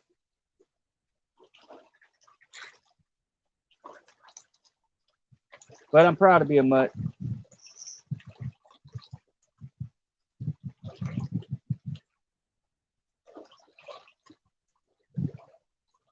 Yeah, I think its current's picked up pretty good, actually.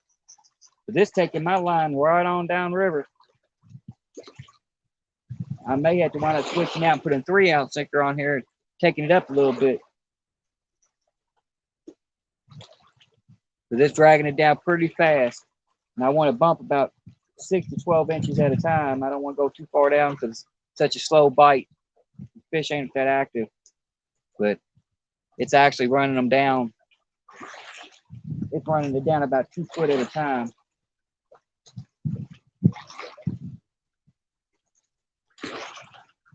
I ain't been bumping this stretch that long since that last cast, and I'm almost out of line already. Look how fast it's taking it down. We're more drifting than we are bumping right now.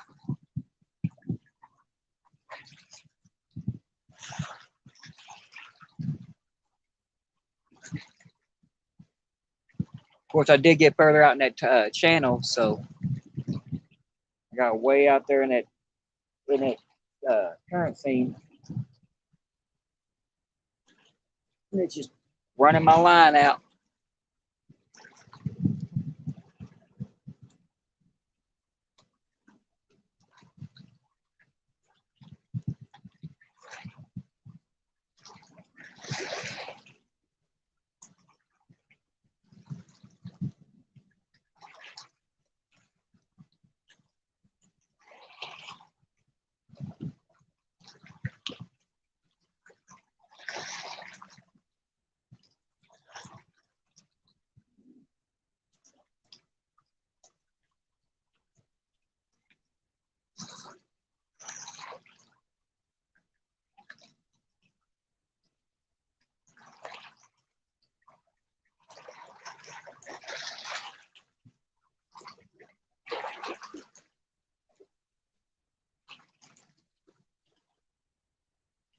At least I got my bright line on here, so on my other 2 rods, because I can't see them very good at all behind me, but I can see the line, so I should be able to see if the line starts pulling tight or moving or something like that. At least that's a good thing.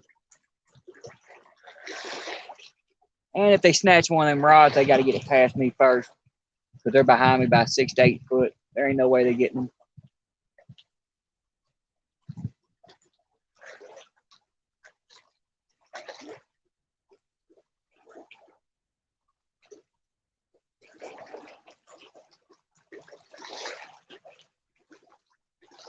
Yeah, I may have changed the sinker out, y'all.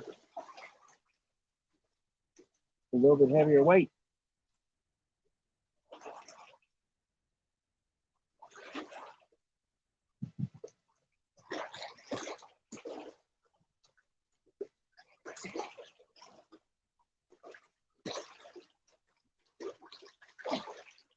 As I say, I'm flirting with danger already.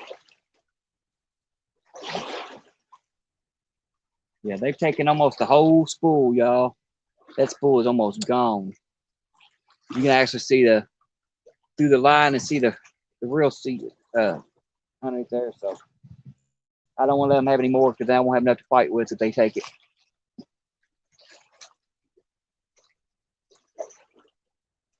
Get a good fish and they start pulling drag, and you ain't got enough line to back that drag up, you're in trouble.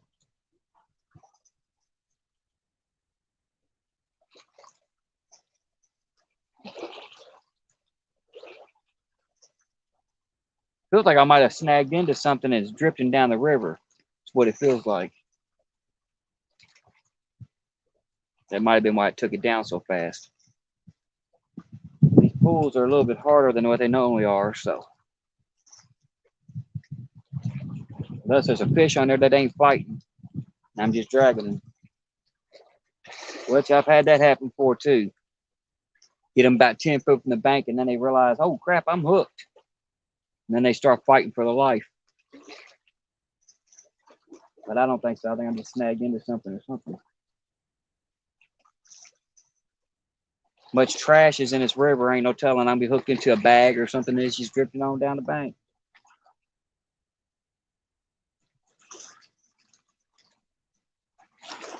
I haven't felt any head shakes or anything yet, or any fighting. But I loosened up whatever it was. But it was dragging pretty tight.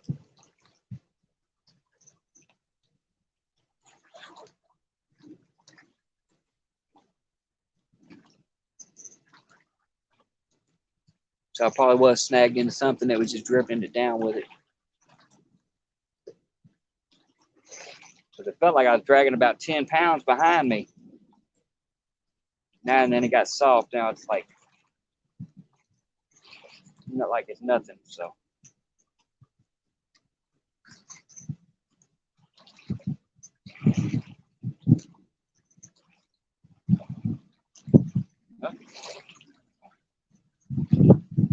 There we go, y'all.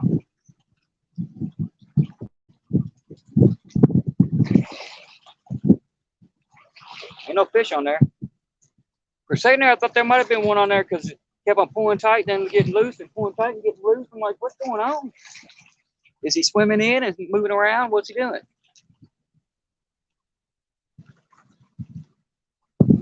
Can't get up there. But I'm not gonna quit.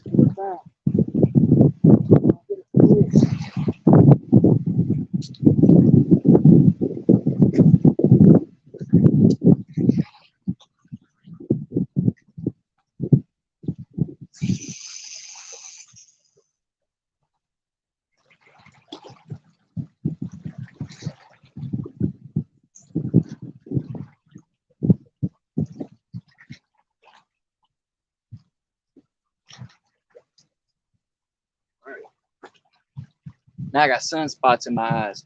Mike's Fishing Home. How's it going, brother?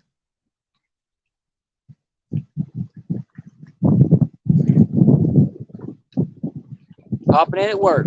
Cool.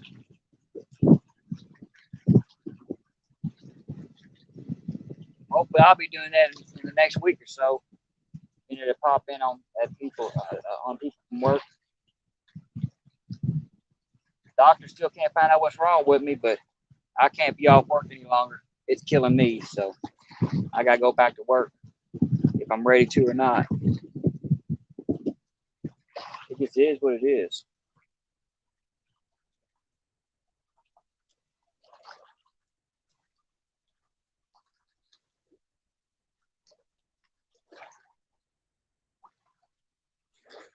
Yeah, I think its current's picked up a lot, y'all.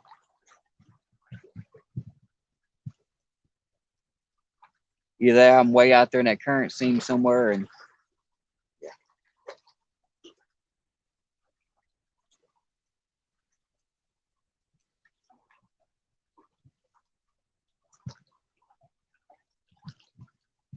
It's taking me way down river real quick.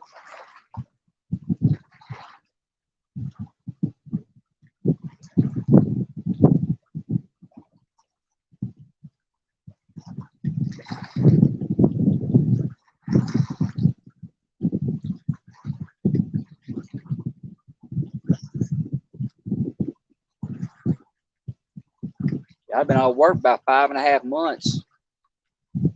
Killing me.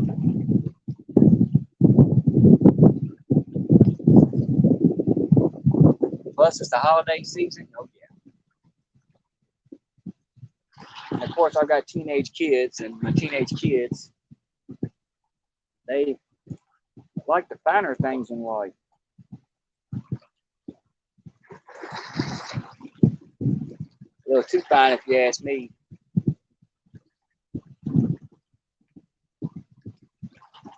Wanting VR headsets, Doc Martin boots. They cost almost $300. Yeah, the finer things. Greenwell, what's up, brother? We out here bumping. Ain't had no luck yet. I've had a couple little nibbles though.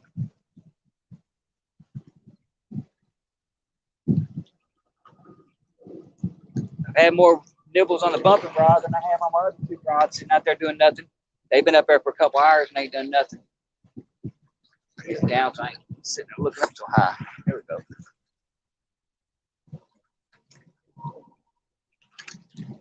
Turn ain't that great today, so well, it's starting to pick up now.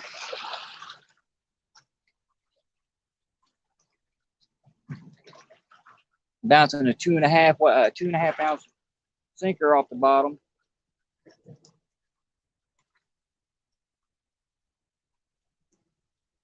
My first run took me almost 35, 40 minutes to get all my line out, to bump all the line out. Now it's running it down river pretty quick. I might have to add some more weight to it.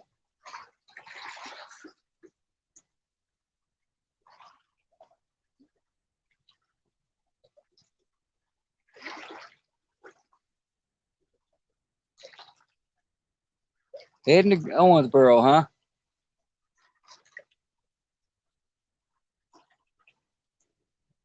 I need to get out that way. I've actually got friends that have family out there that have 68 acres of land out there in that area. And they've been trying to get us to come back down and stay with them for a couple of days. I might have to do that. I wouldn't mind fishing down that way. I really want to get go and get down there by Lake Cumberland area and go to Wolf Creek Dam area. That's where I really want to go. Probably the only spot in Kentucky you can catch sturgeon is Wolf Creek Dam. So they started stocking them there about 10 years ago. And for some reason, they don't leave the dam area. I don't know if it's because of the current or what, but the only place I found that you can actually catch sturgeon.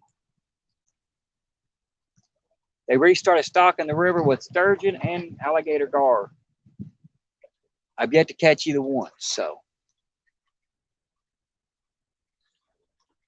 And both of them were on my bucket list of fish to catch.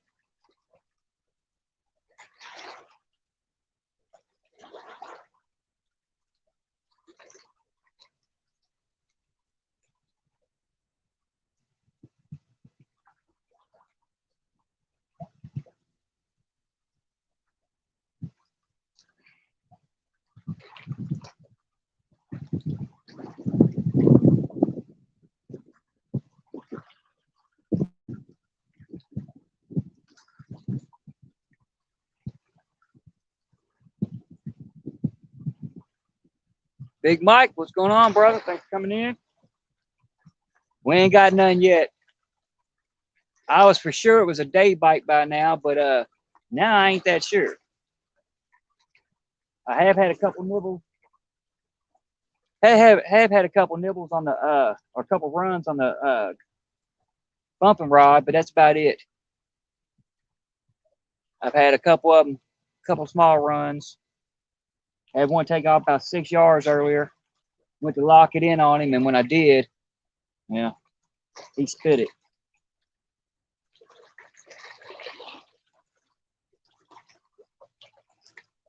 But that's a good sign. If they're grabbing it when it's bouncing through here. We do have a barge coming now, so maybe to wake them up some more. Vanessa, how's it going? Uh-oh, something just hit it. Come on. Well, take it, baby. Take it. I'll let you go. I don't keep nothing, I promise. Unless you bait. Yeah, I was out here trying to catch skipjack earlier. Brought out a couldn't get my Foley spoon, so I wound up getting I can't remember what kind of spoons they are, but they're little bitty spoons. Hoping I catch some skipjack, or that was wild. That was wild. A leaf was stuck in my line, and it blew up the line. And I seen something coming up the line. I couldn't figure out what it was.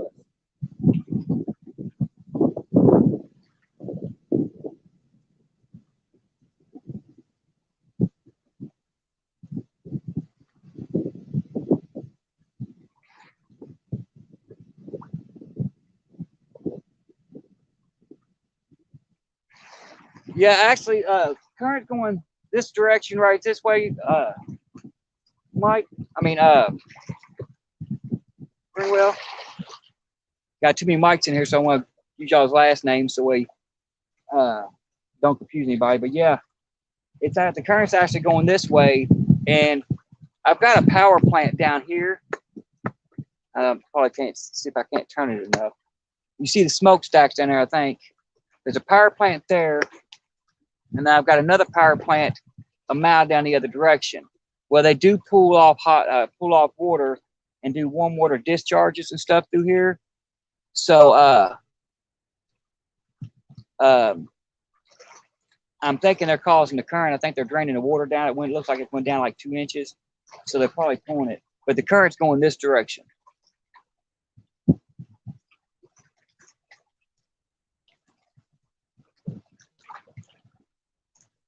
And I'm just letting the current run me all the way out and bringing me back, bouncing it up and through. But yeah, we ain't had no luck yet. Like I said, I had a little bitty run on the bumper rod. Both my other rods, which unfortunately nobody can see because of the angle I'm in. Because I've barely got, if I've got 6 foot square radius of bank up here, it's gonna be a miracle. Danny Stone, how's it going? Yeah, I got 2 rods behind me. I got a 7 foot Muddy River flathead rod. I got a 9.5 foot Whisker Seeker rod. I got them casted out this way, locked in where they're out of the way for me bumping because I don't want to cross my line. So I got them going this way, and I'm bumping with the current downstream. So then when I get it all the way ran out, I'll bounce it and bump it all the way back.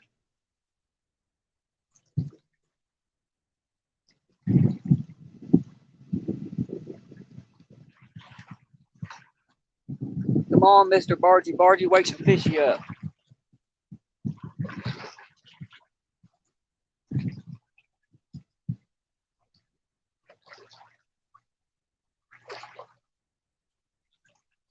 Yeah, I just want to see something, feel something, just grab this rod and try to yank it out of my hand is what I want to feel.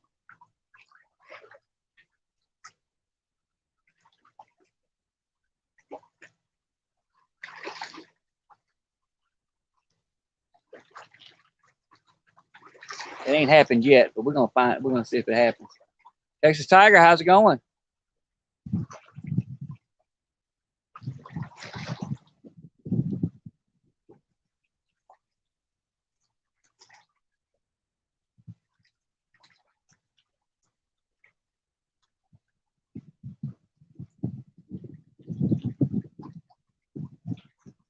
Sorry, y'all, I'm not trying to show y'all the back of my head, but like I said, I can't see the rods behind me. All I can do is watch the line. So if I see it move at a certain angle, it looks like it's getting a bite, so I got to check on it. I'm not worried about them getting my rod because there's no way they're going to get them out of them rod holders and get them off his bank before I get to them because they're 6 foot behind me. Air Run, how's it going?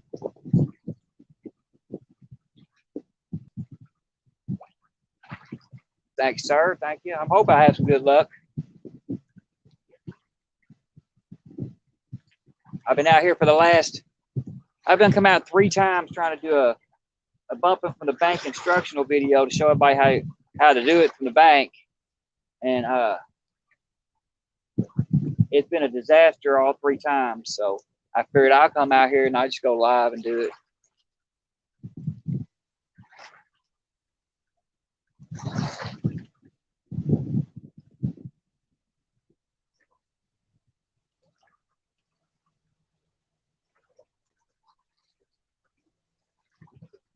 Oh. So mom said, yeah. Yeah, I showed my mother-in-law the where I call my mom. I showed her the video off TikTok and off YouTube yesterday of the mechanic. You know, the one I'm talking about, the one where it goes, well, you ain't gotta have this, but it helps. Yeah, so now she just told me I don't have to have a fish on the line, but it helps. Yes, it does help.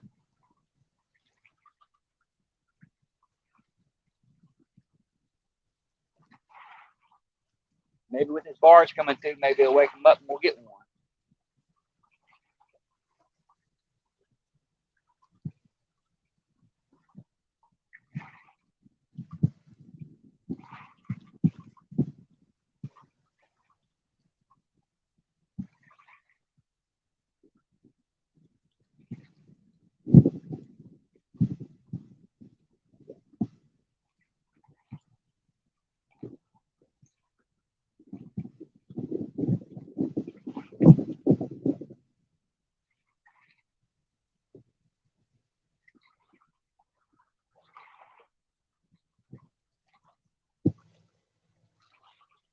I either want to feel one take off with this rod right here in my hand and just run with it, or I want to see them try to take the rod off the rod out of the rod holder I got up there and take my rod. But I can promise you, either way, they're not getting my rod, and they take it that much, I'm gonna get them.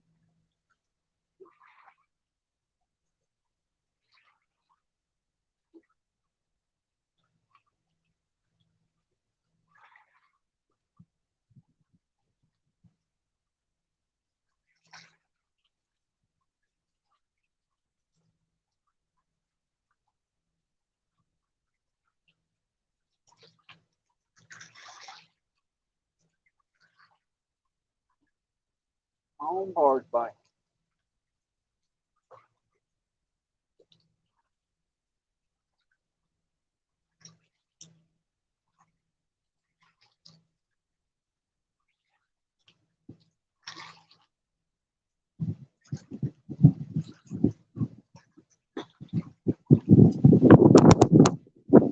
They went.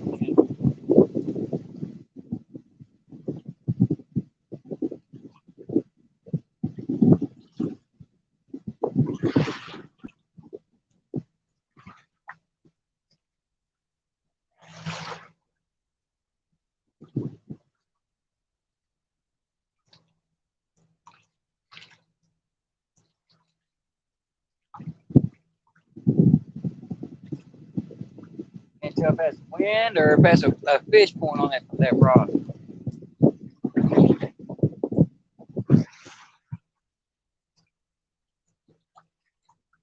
I guess I'll find out when it bends over, huh?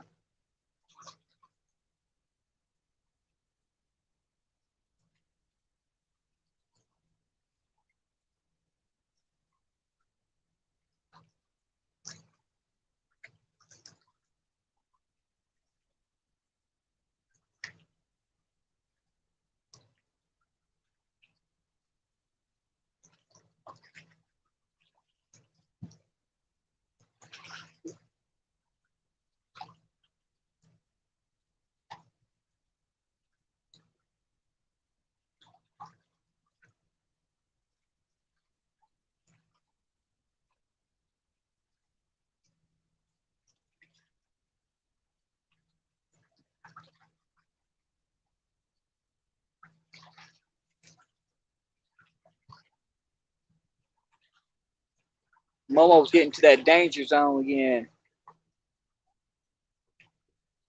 Getting very low on the line on my pull.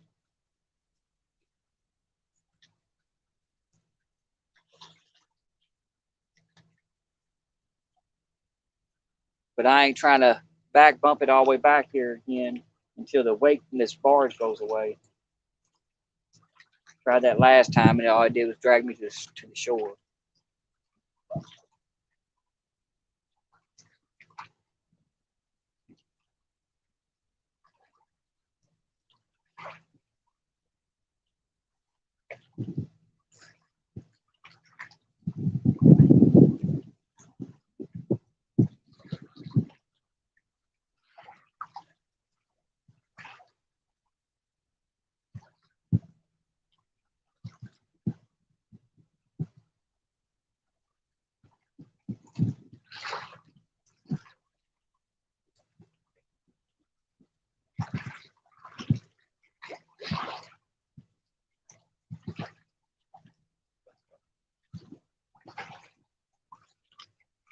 There's something shift over there. And plastic rod holders usually make noise when they get a bite, and I just heard something shift, so I had to check that.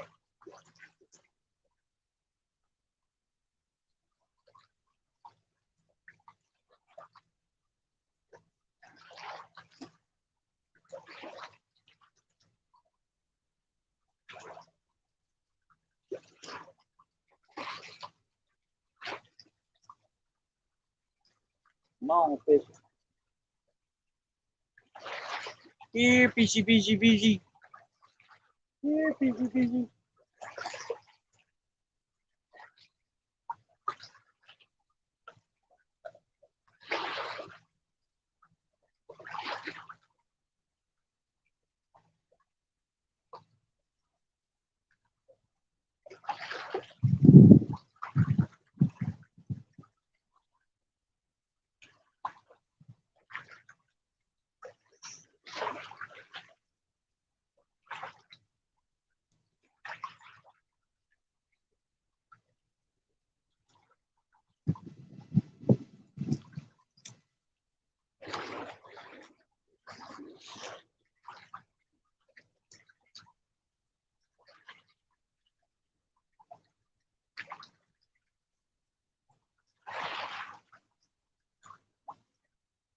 All right, I'm gonna mute y'all for a second, y'all, because or mute me for a second, because I'm sitting there watching the weight come in from this barge, and it's gonna get real loud. I'm gonna mute it for a second. Actually, I might go take a potty break while I got y'all muted. Be right back.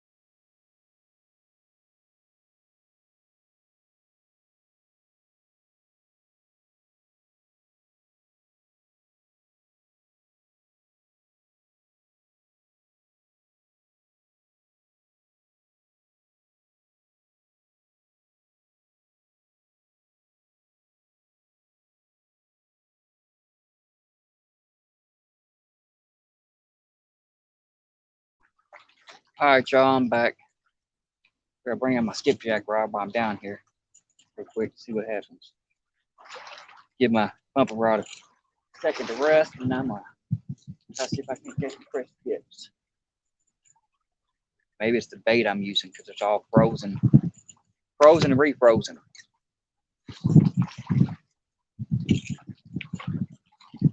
So if I can't get a white bass or a skipjack real quick, level up the playing field here.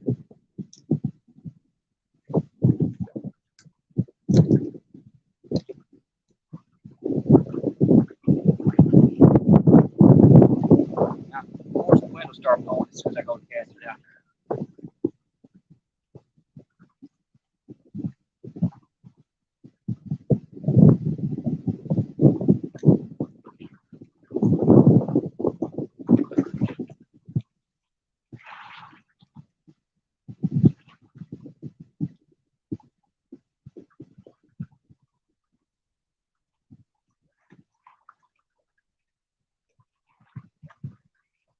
Yeah, one skipjack or a nice white bass right now would be great.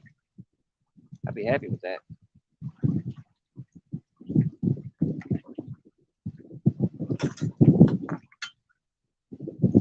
Catching leaves, does that count?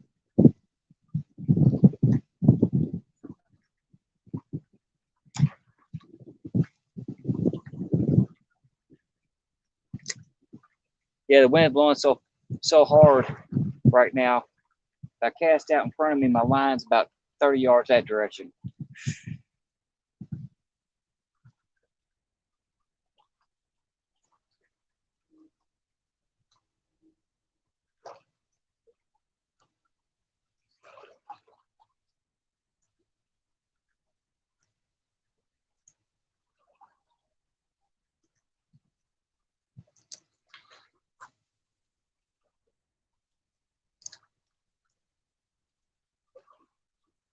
Uh-oh, here comes a boat.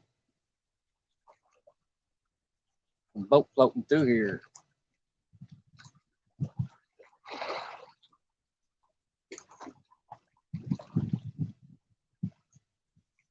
Well, he stays as far enough out where you don't get caught up on my lines if you're good.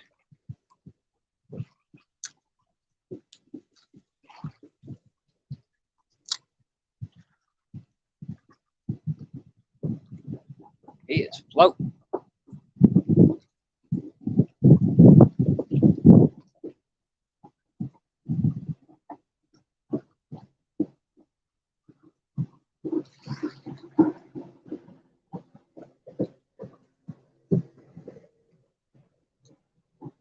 Nice boat.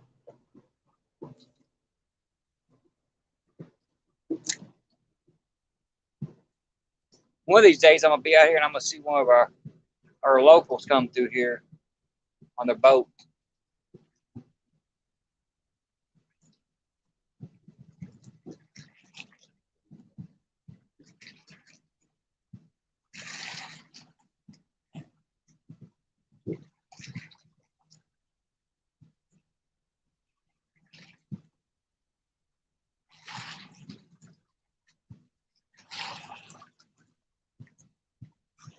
We got a lot of people Kentucky that fish the Ohio River on YouTube, so one of these days they'll come through here.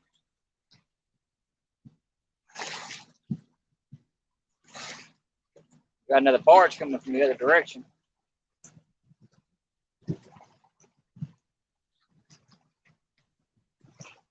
Still wait for that famous barge bite, y'all.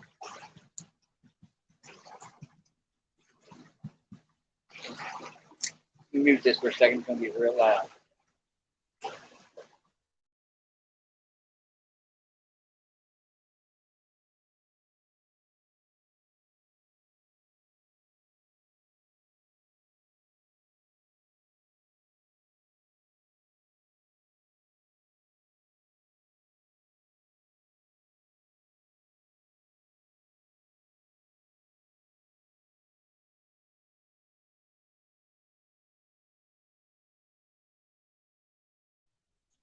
I should start quieting it down now.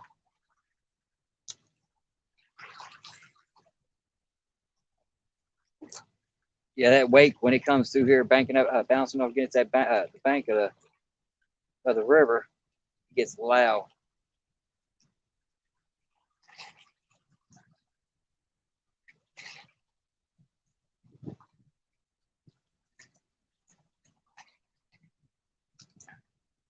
Thought that was a vicious snag.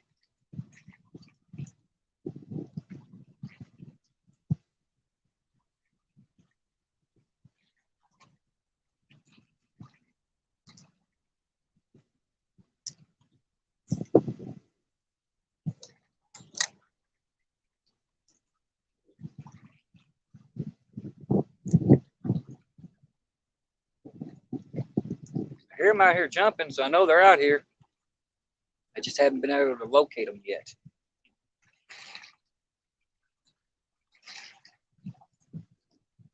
I think having one fresh skip or a white bass would definitely up the game out here.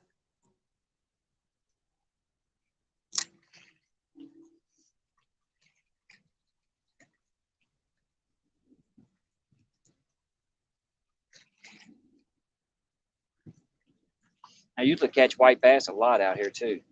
Usually if I got a night crawler out, I do. See if they hit this spoon in it. Just downriver some, see what happens.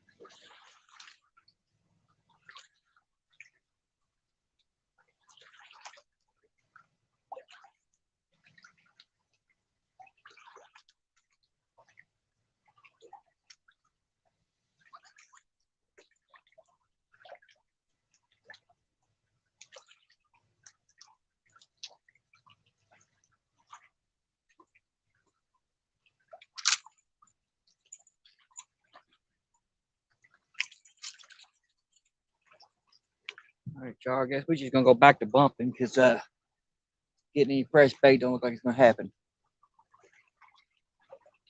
No, I have not caught any fish yet.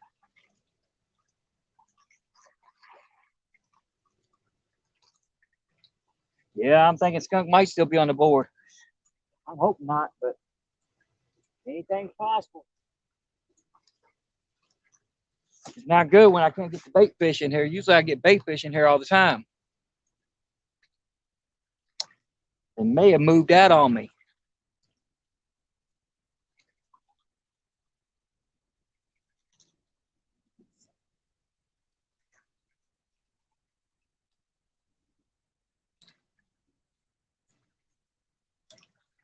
Knowing my luck, it'll be like it usually is.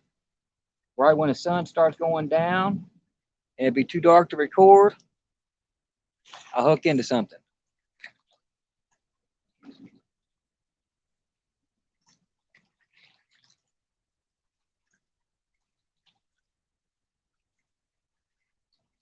And I'm surprised I can't get a white bass or skipjack. Usually they're in here heavy. I've done caught probably, I'd say,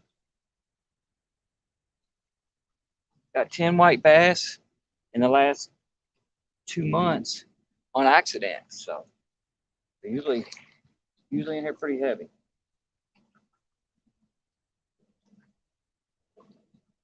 But we're here to bump, so we're gonna bump.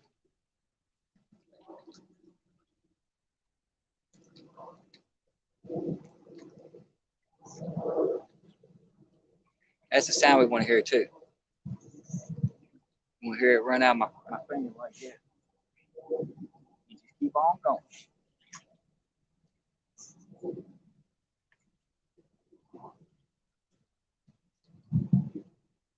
Bump, bump, bump. Yep, that's what I'm doing.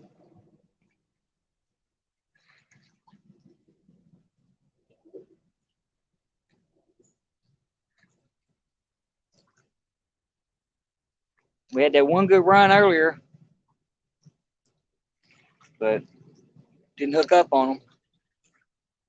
Maybe we'll get lucky and we'll get another one to hit it.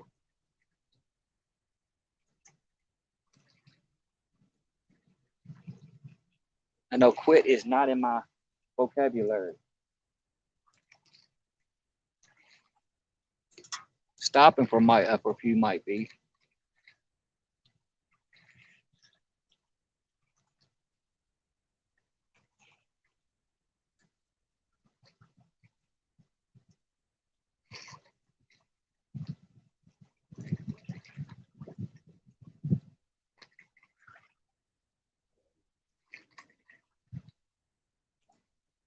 Backwood Misfits.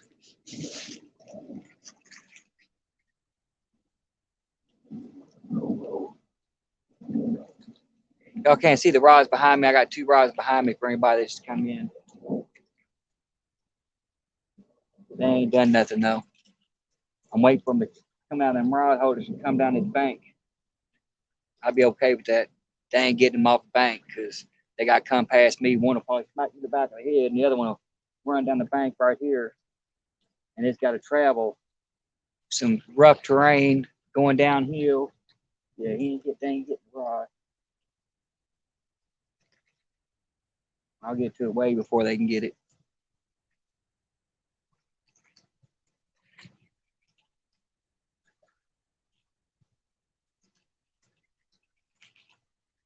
Got a rooster out here.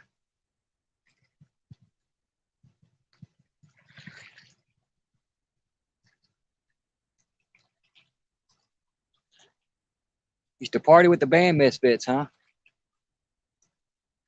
Is that back when Glenn Danzig was still doing music with them?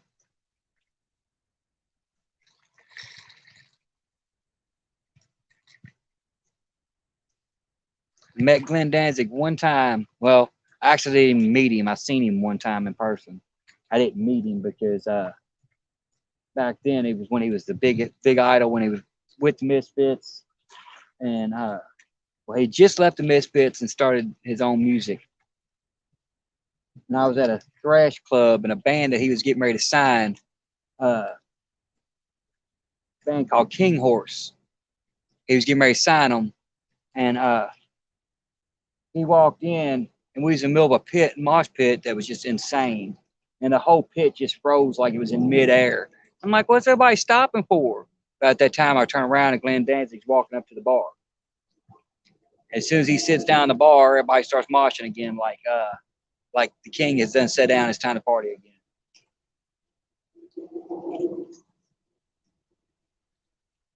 Yeah, he wound up signing King Horse. They put out one album, and it did okay, but it didn't do too great. And they never dropped a second album that I'm aware of. Now, the guys from King Horse, I knew them pretty well. Because they used to play at a club down here called Toy Tiger, and another place called City of Feeties that used to be down here. They used to play down there a lot. And that line just got funky. So yeah, I used to hang out with the lead singer and the band, King Horse. But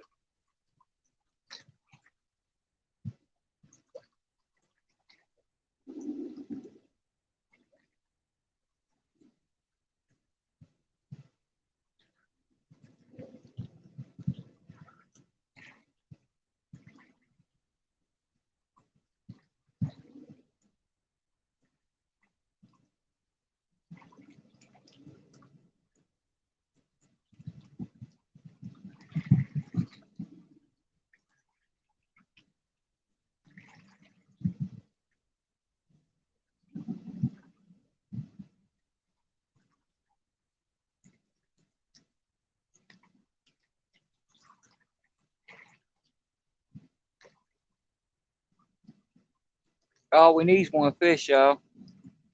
At this point, I'll take a small piece.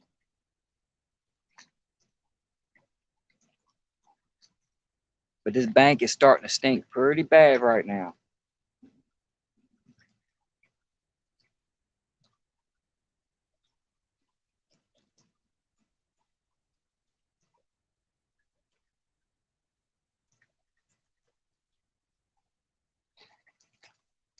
But see, I don't understand it because I don't normally have luck in the day anyway.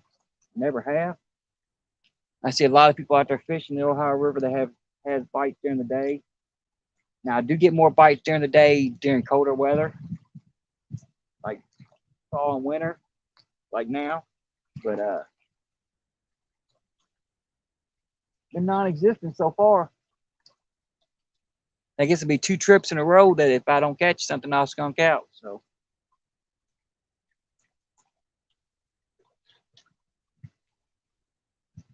maybe I'm judging the day bite too early, because usually once it gets real cold, they won't bite at night at all. I'll sit out here in 20-degree weather for hours and hours without a nibble, and come out the next day and do the same thing. Well, not this spot, but a different spot, and nothing. And go out during the day and you actually get a bite. But I thought it'd be day bite by now with the weather we've had come in. I could be wrong. They could be still biting at night.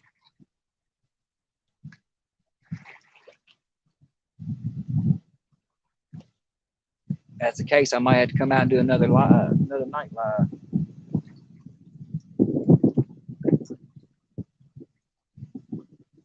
If the wind dies down up here, it won't be that bad. Got enough driftwood and stuff up here to start me a fire and stay warm.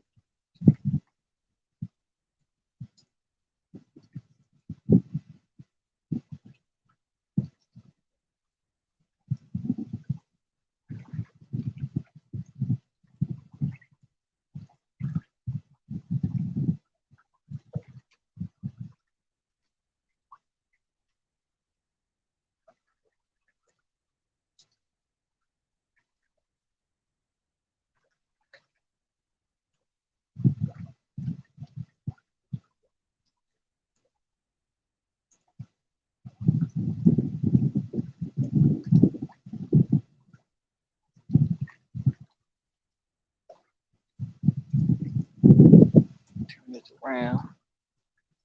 Get some sun.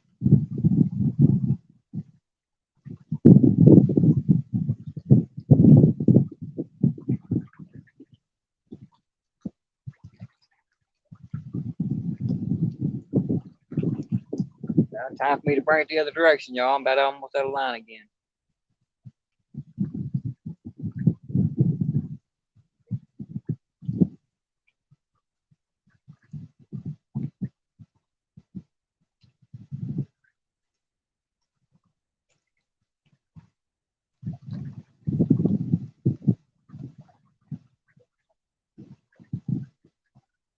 Oh, that was a hit. I felt the jerk on that one. Keep it in that area for a second. Bounce it up and down. Mark Knight, how's it going?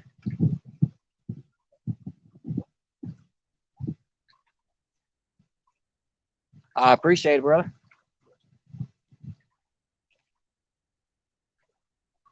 We out here trying to get a kitty, but they ain't biting too well.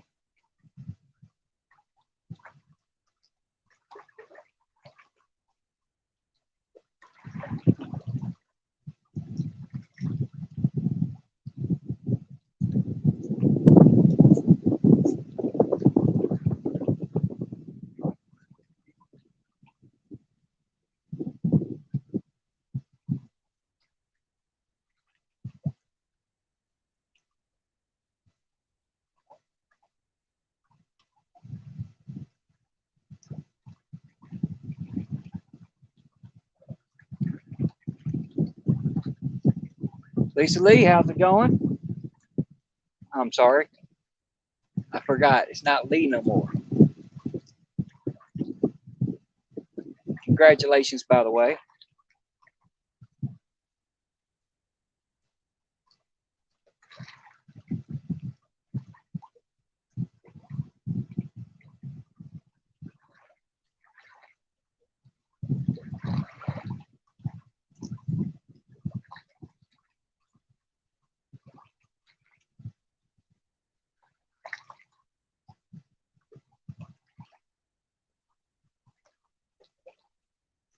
Yeah, I think it's time for me to bring it back in the other direction, y'all. I'm almost out of line again. Give it a couple more let offs, and then I'm gonna bring it back in the other direction. See what happens.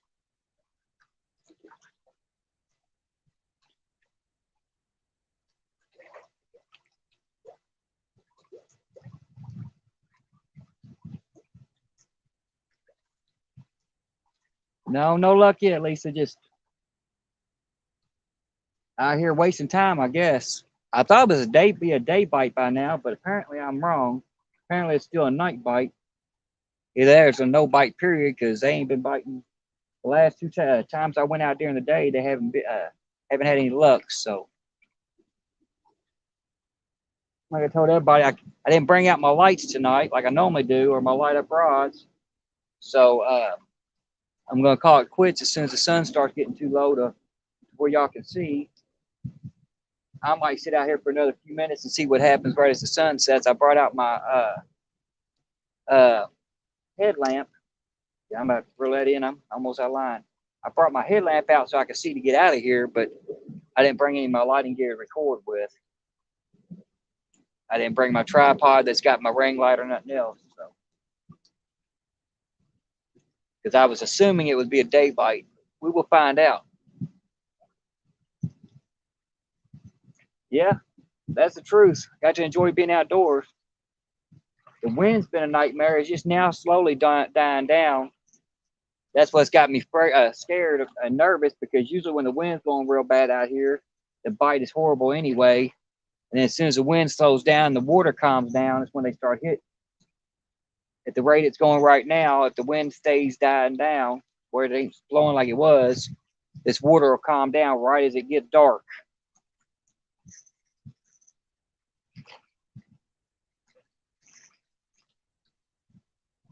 Now I'm just going to slowly drag it back like this and bring it back to us. Slow as I can, just keeping it basically dragging it in their faces. Try to get their attention. Hopefully one of them will strike. Be nice. Kane, how's it going?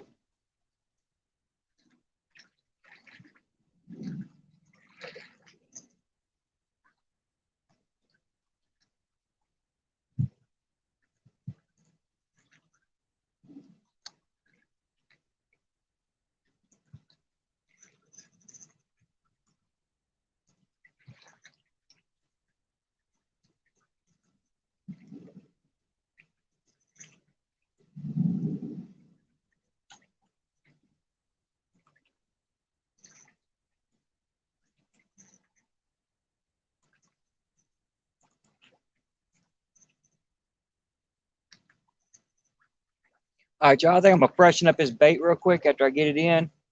Put a body section on there, take his head off, put a body section on there, cast it back out. And we're gonna do one more run down the river, see what happens. Hope I still got enough light to do it. Jeff Elsler, how's it going?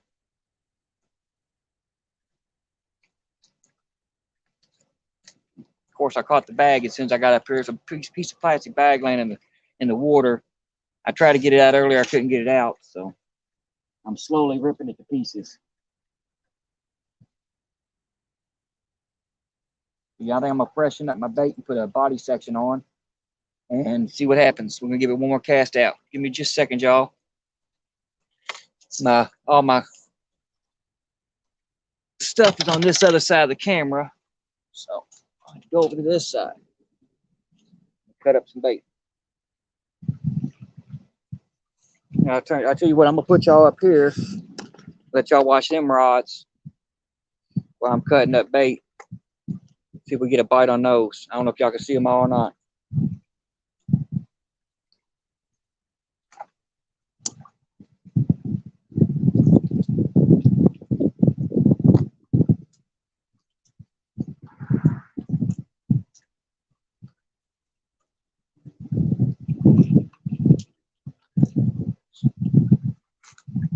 I'll try a piece of skipjack. Try a piece of skipjack on there.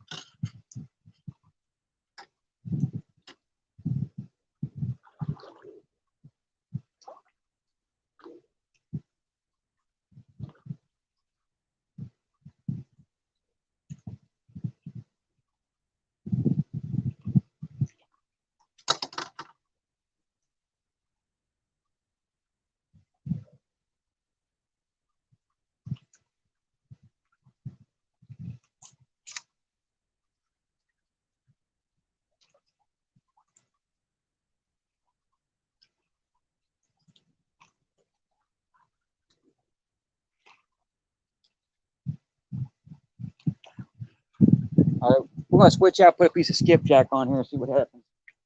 I was running shad, so we'll try some skipjack, see if it does anything.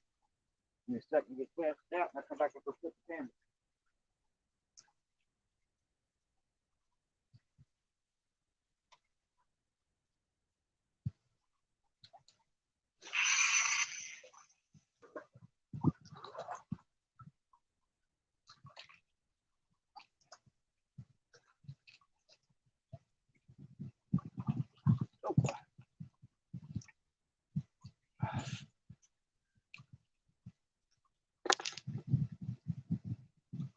Oh, now I filtered too much.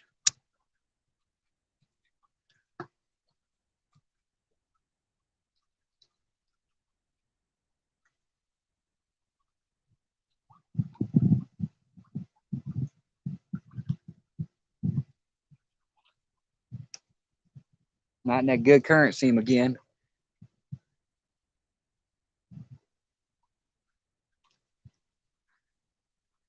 No, y'all can't see nothing. This tripod just ain't working with me today, y'all. Sorry, I apologize. There we go. Yeah, we're back out there in the good current seam now. For anybody that's just come in, all we're doing is I've got it free spool. I'm gonna let a little bit of line out like this. I'm gonna bounce it up off the bottom a couple times until the line pulls tight again. And I'm gonna let it have a little bit of line.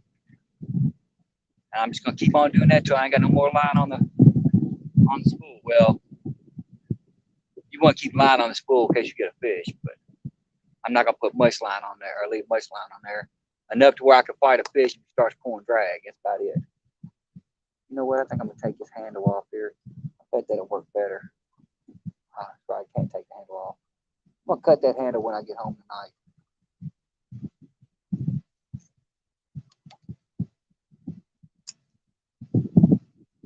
I got this long handle on this tripod to move it back and forth. It also tightens it down.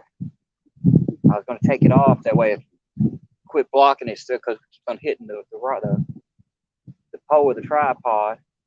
But unfortunately, I forgot that it also tightens it down, so I'll just cut it in half, which not so long.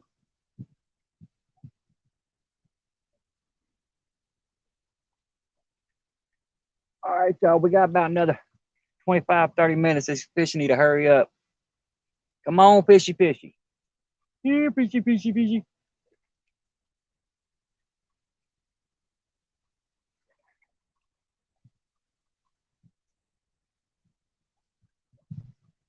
One other another good run like the one I had a little bit ago or earlier when I had that when they took out about 6 yards. Let them run it out like that. And I'll give them a little bit more this time. I'll let them run, 8, 10 yards. Then I'll try to set that hook.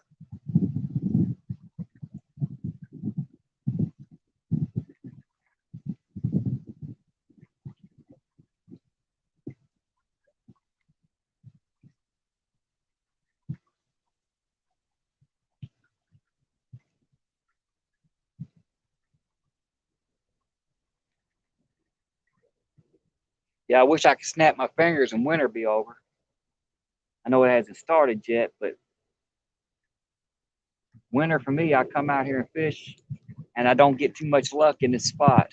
I might catch one out of every 4 or 5 trips. Squirrel, how's it going?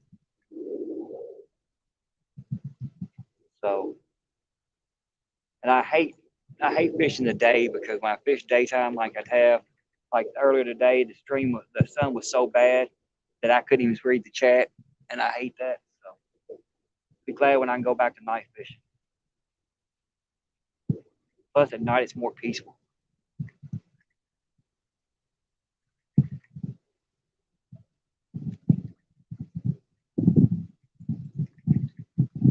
I'm actually surprised though. I've got skipjack, shad, and strawberry chicken out today, and they ain't hitting on anything. It's actually pretty surprising. Usually that skipjack, even though it's been frozen before, usually they'll tear it up.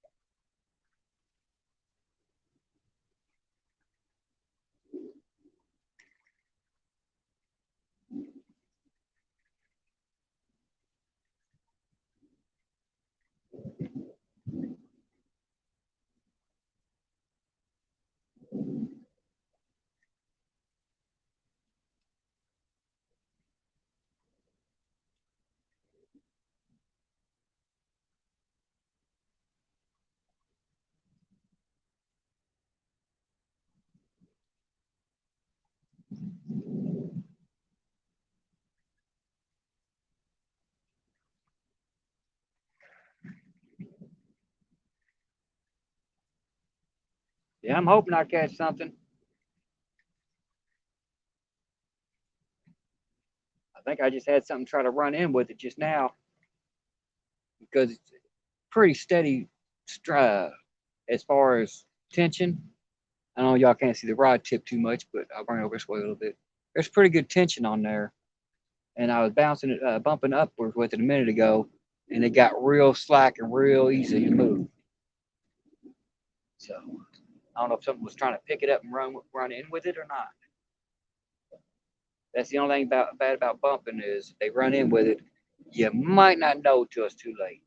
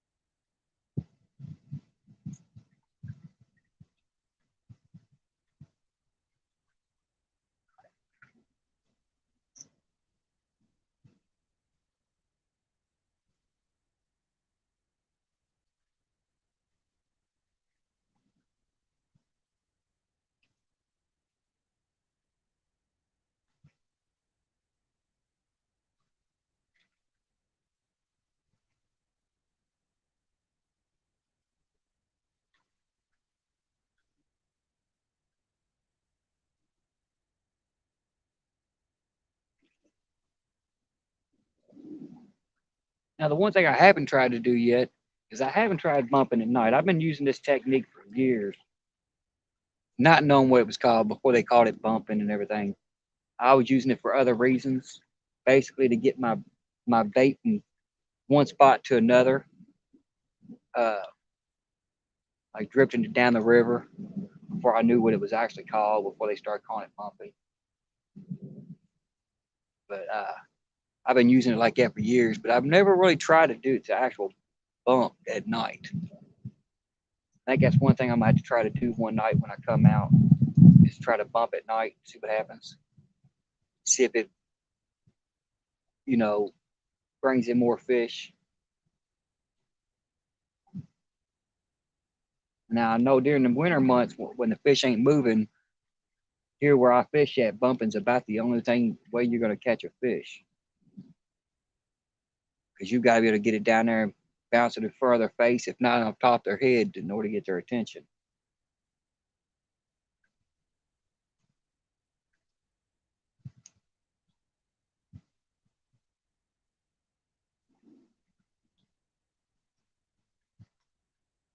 You know, the water's starting to calm down now. A little late for that.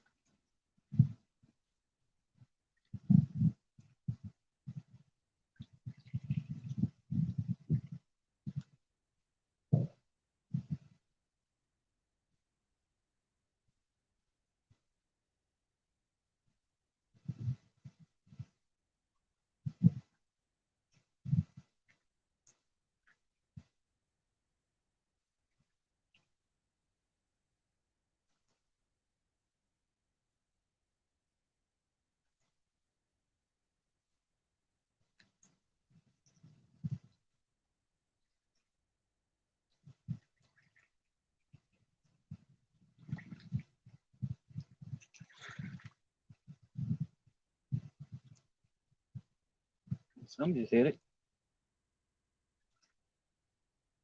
Jerked against the rod. Keep in that area for a second, see if they come back for it.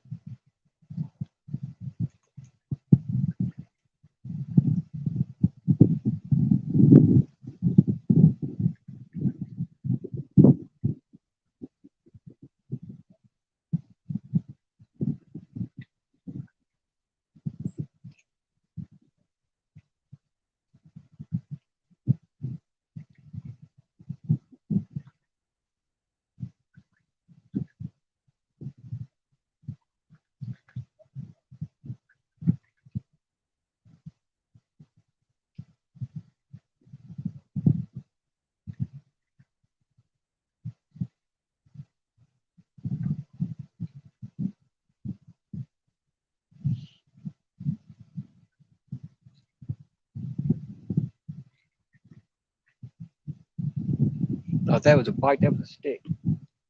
There's a stick hanging out from the bank. It just grabbed a hold of. And as I was coming up, it caught it, and then it had to release it.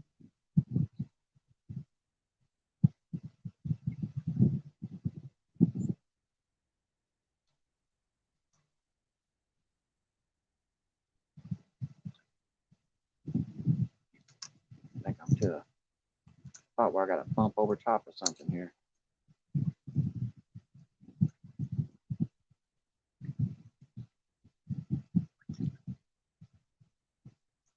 See there, my current just died completely.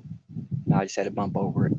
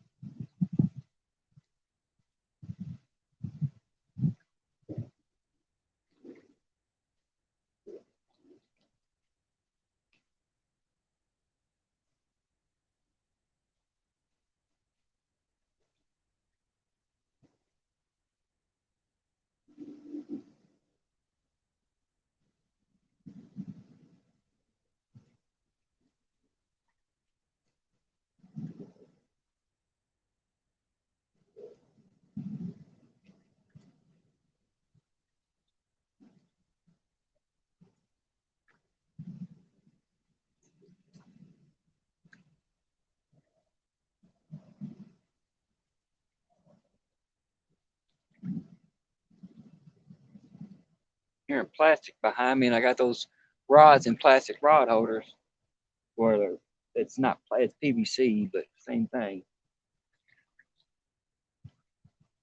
Trying to make sure it wasn't one of them going crazy.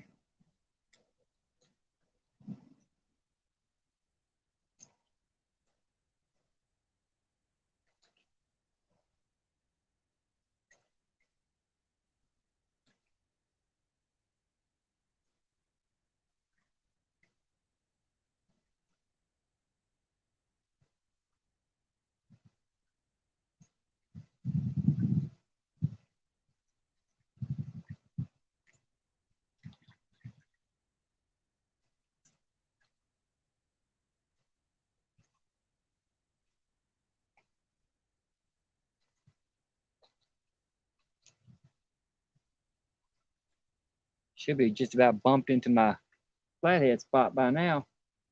Yeah, I don't know. It's about 85, 90 yards, maybe even 100 yards down the bank.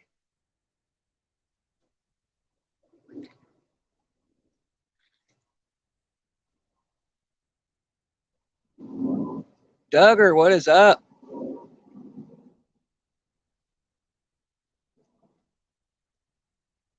We're just out here bumping for nothing.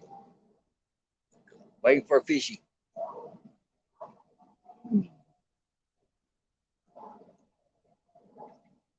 Got two rods behind us, just sitting up, but they ain't doing anything.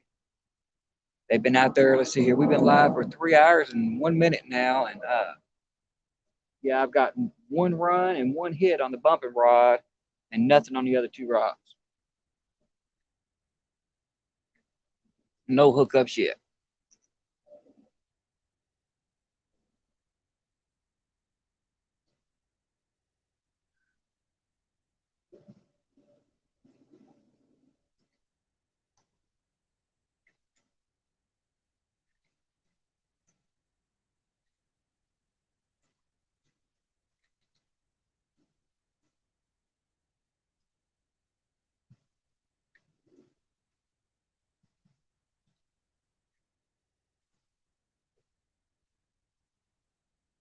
The water's starting to smooth out and calm down real nice now. Maybe we'll get lucky and get a bite.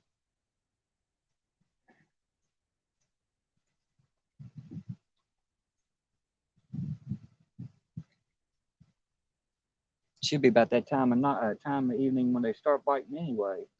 If it is a night bite, if it's a day bite, they should have done bit. But if it's a night bite, then they should be getting ready to bite because the sun's starting to set over the hill. It's starting to get darker out here. It ain't dark. Won't be dark for another 30 minutes, but it may be too dark for me to stay live.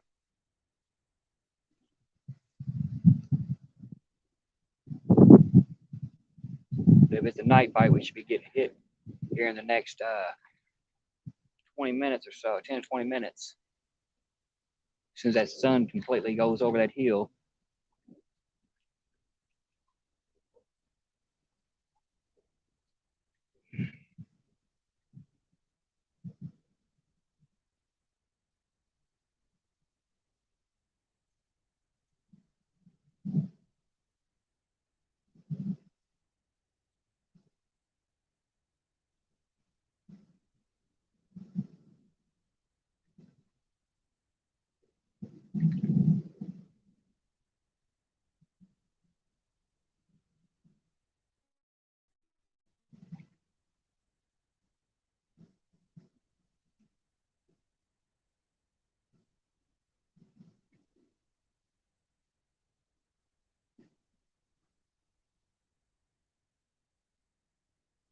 I'm starting to have fish activity now.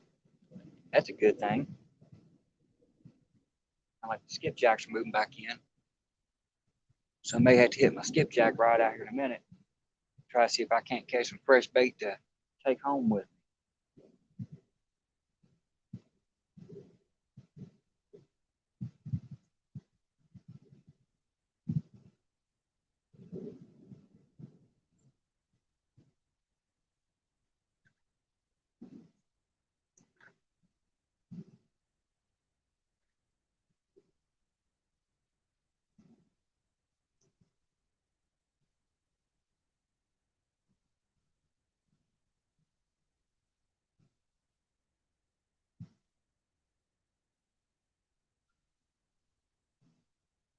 Big Matt, how's it going?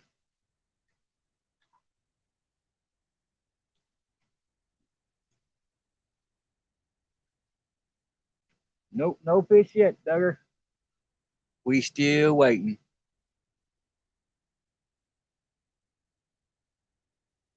Which I'm surprised because you done come into the live. I'm surprised I ain't got one yet. Surprised at least one of these rods ain't bent over, if not all three of them.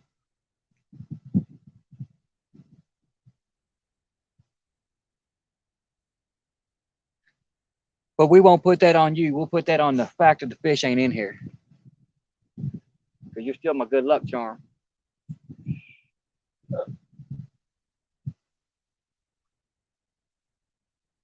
We do got another barge getting ready to come through. Now, if the wind will stay died down, it's starting to pick back up. If it stay died down where this water stays calm like it is, then the barge activity might help. Mike Urban, how's it going?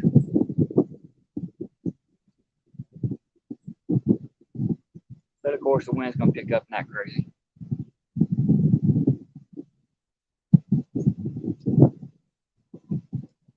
Yeah, I know, I'm a slacker.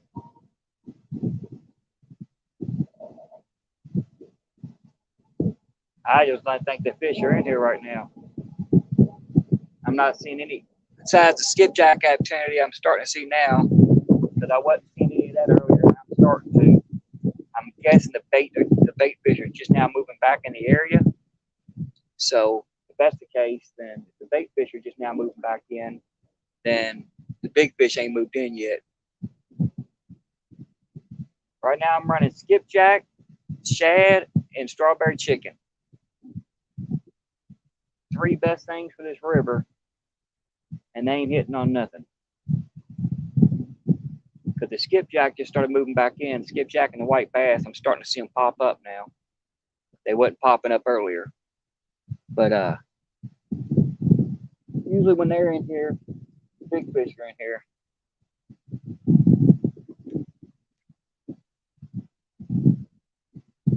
So maybe we'll have the big fish chasing the smaller bait fish in here when this barge comes through.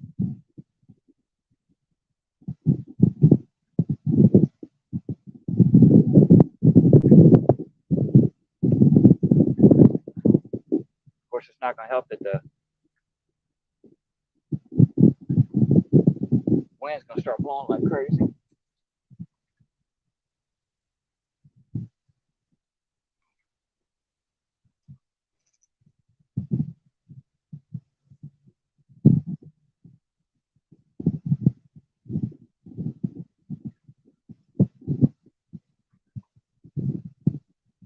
I'm almost to a point where I got to retrieve, and I don't want to retrieve after the barge comes through, or while the barge is causing wake, because if I do, it's going to cause it to come up against the bank too much. So I'm going to go ahead and retrieve a little bit now and then bump it back out.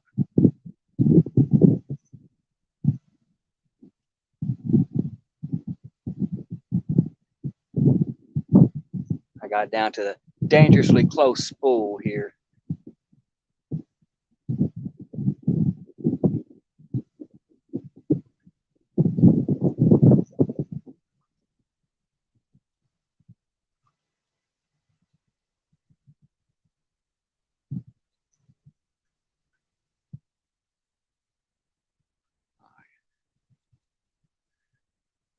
All right, I'm going to put this sunken rod, I'm going to set it down for a second with this barge coming through.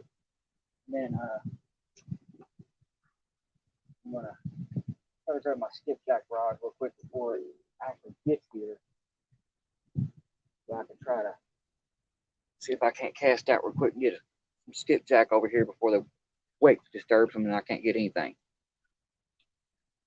Give me just a second, y'all. I'm going to take about 3-4 casts real quick before his barge hits and keeps me from catching any.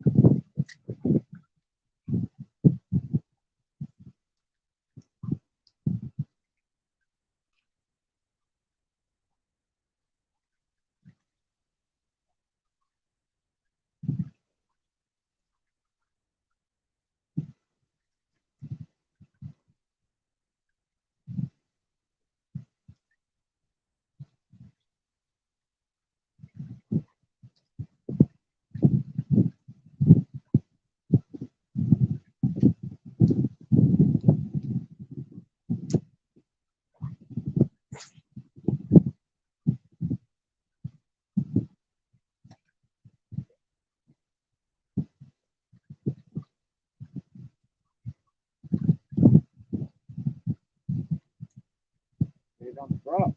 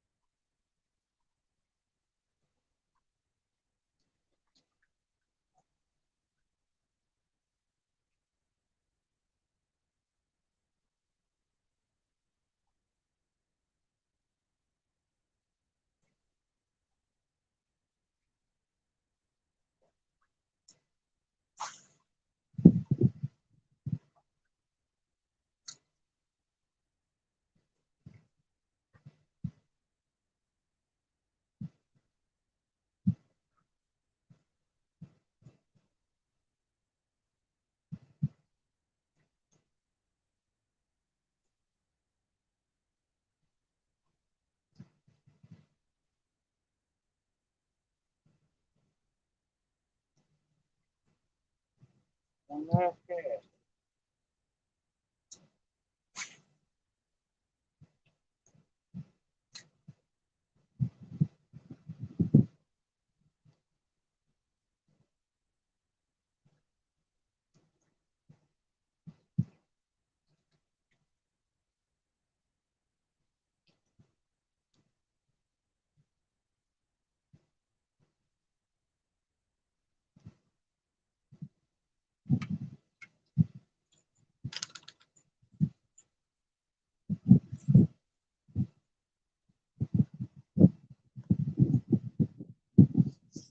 That didn't work. Oh well. Skin and Scales, how's it going?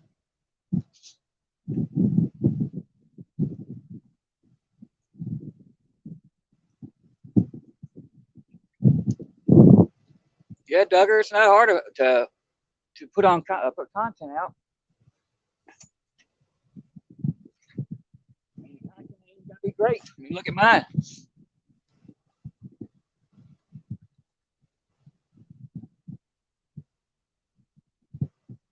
Thank you, Scales.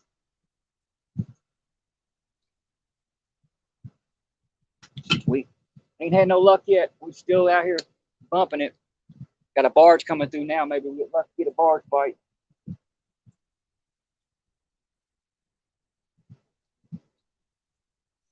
Had to take a break for a second, try to catch a skipjack. Seen them up here moving around, so I figured I better try it while they're up here.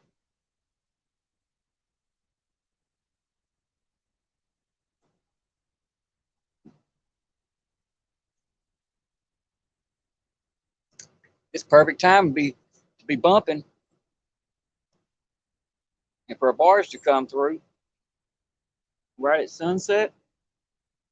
I think they're out there.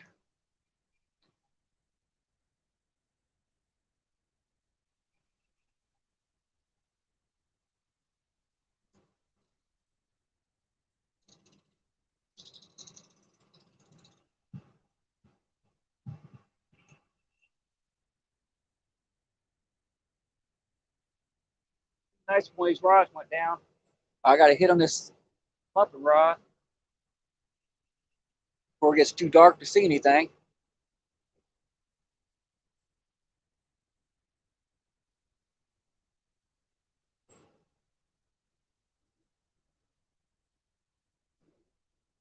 Oh, I understand that, Duggar. I'm old as crap too. I'm pushing 50. If it wasn't for my kids, I wouldn't know how to do anything.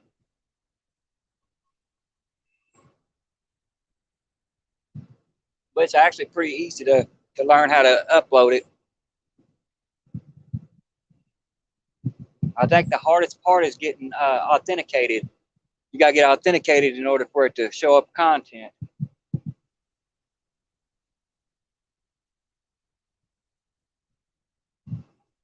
I had to go watch a bunch of YouTube videos on how to do that because I downloaded a video, it wasn't showing it, or I uploaded a video and it wasn't showing it. It kept on putting it in private, and I found out that you had been authenticated. And I'm like, well, how you do that? So I had to go watch a video for it. Not really that hard. They got videos that walk you through everything on how to post videos, how to edit them, how to get authenticated. So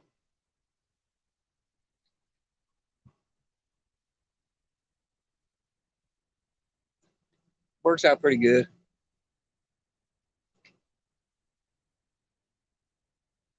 I'm pretty sure I'm one of your subscribers, Duggar.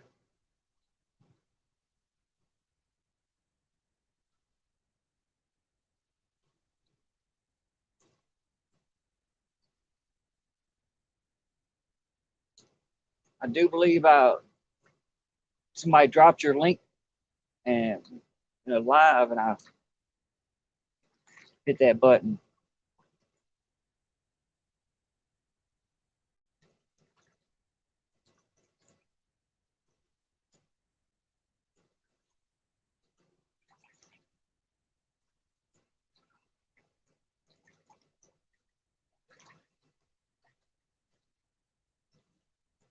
Yeah, it's not really that hard, Duggar. I mean, seriously, it's not. If I can figure it out, anybody can figure it out.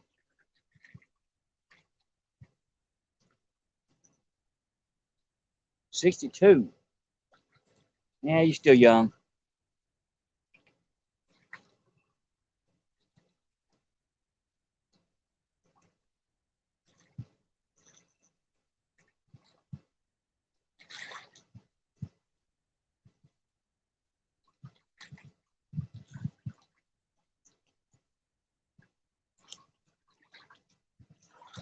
See, Squirrel just dropped your link right there. So when I get home tonight, I'm going to double check and make sure I'm still subscribed to you.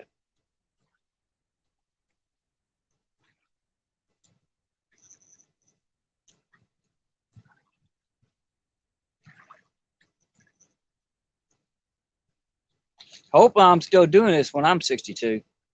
I doubt it. Got 13 more years.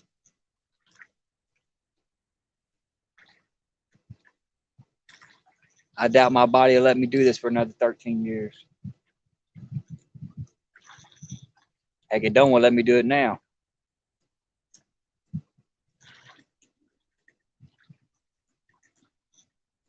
I think I had to stop 3 times on the walk down here.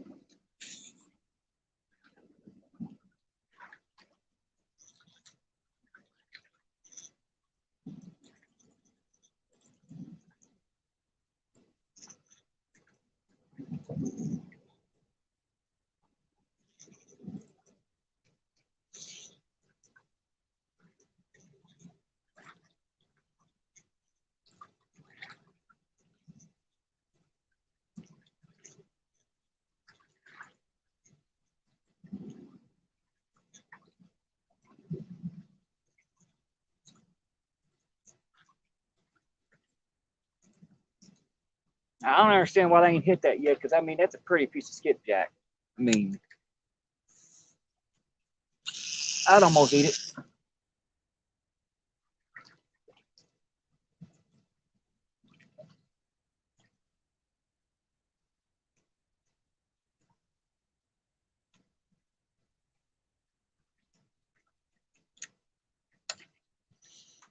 All right. I got to start picking up some of this stuff so I can be able to see to pack up to get out of here. Get off my line. Because it'll get dark here in about 10 minutes, 15 minutes. It'll get real dark. So I won't be able to see to pack things up. And I brought a garbage bag down here with me last week, or a couple weeks ago. I come down here, brought a garbage bag with me. And because there was a bunch of trash washed up on the bank and everything else. So I brought the garbage bag down here with me, started picking up the trash. Cool.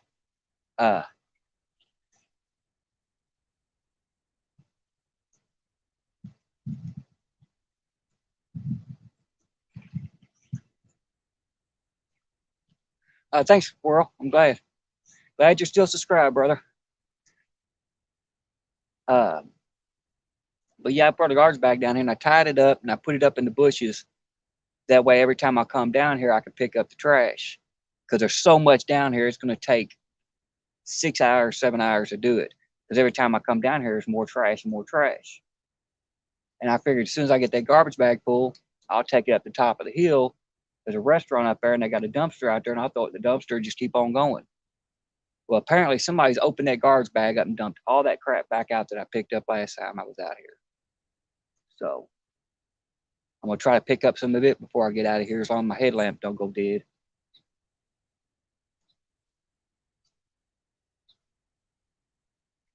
Starting to get skipjack jump over here.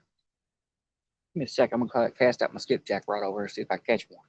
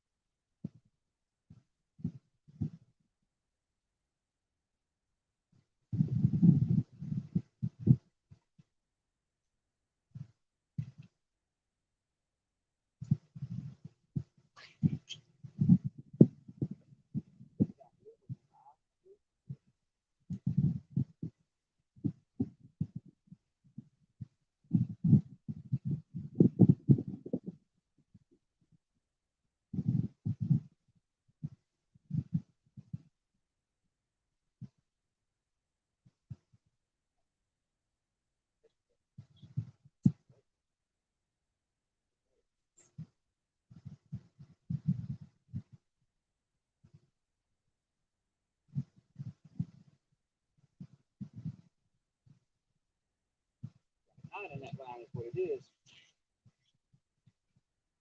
Guess that's the wind earlier. Well, it is what it is.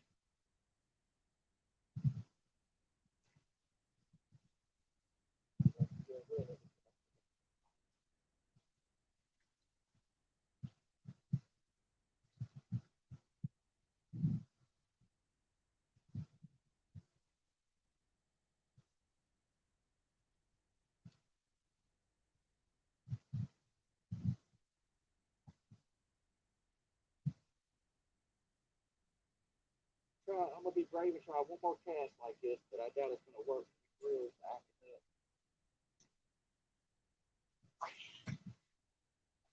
To get a better cast than that.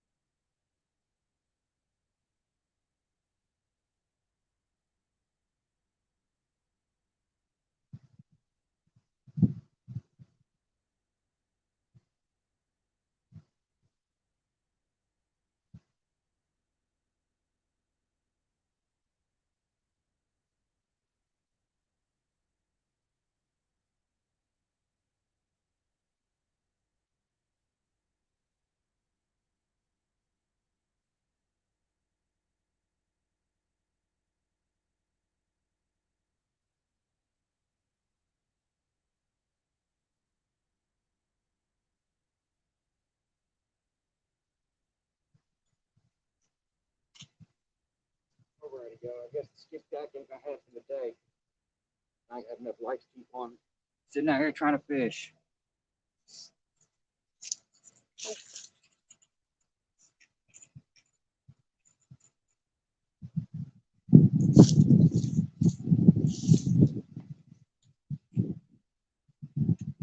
wind wasn't so bad, I'd come back out later with my light. But the wind don't die down, there ain't no sense in it.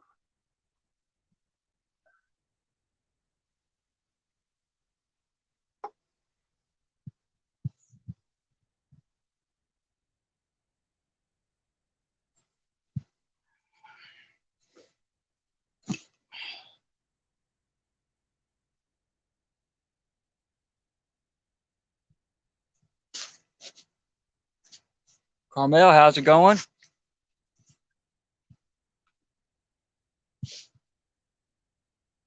Well, at least you're still handsome, Duggar. Makes everything better.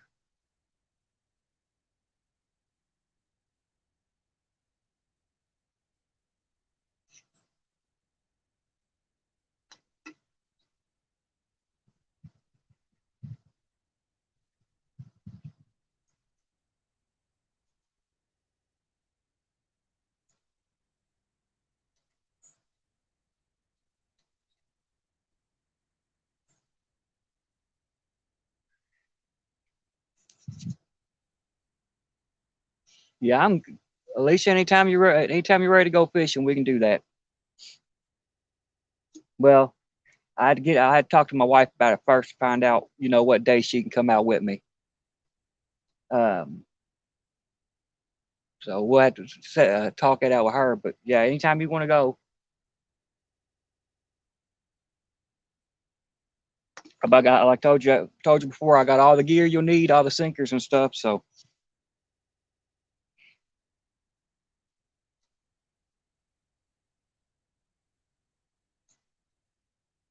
I just hope they're biting better than they are right now. Right now, I got skipjack out. I've got shad. I've got uh,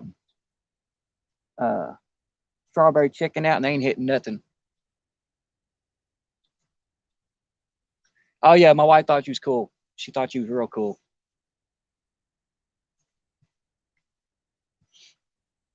She probably won't fish, but she'll come down with us, and everything, or at least she'll try to, at least.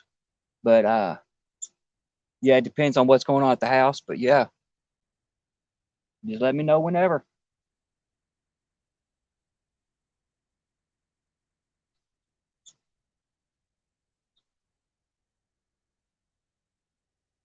If I would have been smart, I would have brought my lights out. No, I'm not doing the Walmart challenge. I was going to, and I'm like, you know what? I'm kind of getting burnt out on some of the challenges. Uh, I was going to do the one worm challenge. I just decided not to. And now I've got to come up with all original stuff because Kevin kind of killed me because I had said something about a month and a half ago that I had a new challenge that I was getting ready to come up with, and I wasn't telling anybody what it was, but it was the no bait challenge because I'm a survivalist and I've been known to come out here and grab something off the bank, use it for bait and everything else. Well, now he's got that challenge going, so now I've got to come up with a new one. I've got one in mind, but it won't be a challenge for people to do. It's just a challenge for me to do. But unfortunately, I can't give y'all any hints because if every time I go online, even if I don't tell nobody, it seems like 3 weeks later somebody comes out with the idea that I had. So we're not going to drop any hints just to make sure. I think it's the YouTube spies. Yeah, I really wish I would have brought my lights with me because it's real nice out here right now. I mean, this temperature feels fine. I mean, it's going to get cooler tonight, but if the wind dies down like it is now, where the water's starting to calm down, I've got all this area right here beside me to make a nice fire, and I've got a pile of driftwood that's probably up to my waist sitting behind me. But I didn't bring my lights to do anything, so that makes it impossible. Yeah, all that right there is driftwood. There's piles and piles and piles.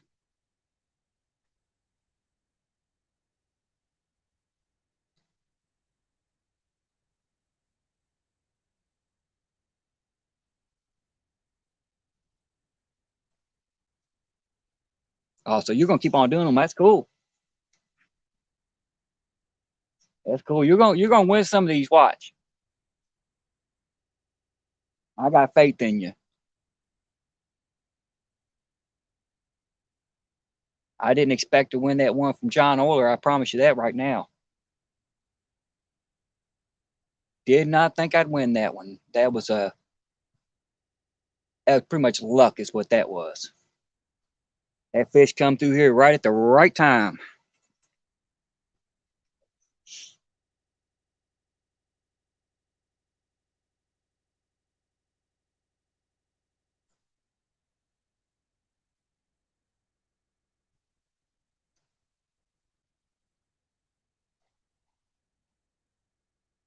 Yeah, I'd really like to get some other spots, but getting to them right now is impossible. So I'm stuck here at this my normal spot.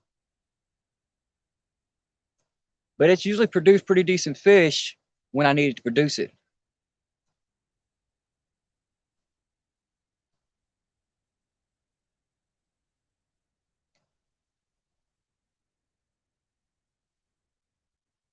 Oh, I understand that. I had to take a break. I mean, I was signed up for so many of them at one point in time. I mean, everybody that said something about a challenge or a tournament, I was one of the first ones to drop a, a email to them and everything. Yeah, those Walmart baits are kind of tricky. They're kind of tricky. Most of them you're only going to catch channel cats with. Catching any blues with them or anything is probably going to be virtually impossible. I mean, the only thing you could do with that in that situation is make sure you got some good bait and a good spot to where you're catching fish consistently on the other bait, you know, because if you get one, it's going to be like the tournament with John Euler's tournament the one we just did in November. Uh, Part of that, the first one I won was the biggest fish caught on a night crawler, which was only literally barely a pound. If he would have taken a leak when I got him up on the bank, he wouldn't have weighed a pound, and that was the biggest one caught on night crawler that night. So when it comes to the Walmart challenge bait, since they're not a bait that catches fish regularly, if you get a 1 or 2 pounder on it, you pretty much got it. I mean, there's a chance that somebody's going to get something bigger, but as long as you're catching fish consistently with your other rods to fill all that in, I think you'll do good. And it also all depends on where you're fishing at using them too.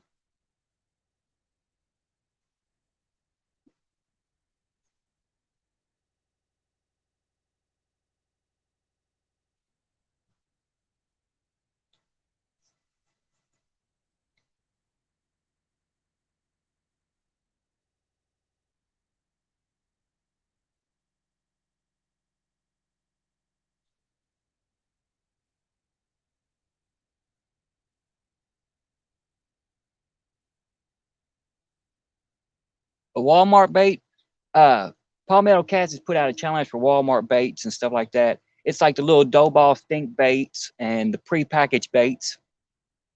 I'm not sure about the whole details of it, but yeah, Walmart sells little dough balls. They sell like a packaged shad that you don't have to refrigerate and stuff like that. I've actually tried the shad. I've got some at the house, and I didn't have any luck off of it.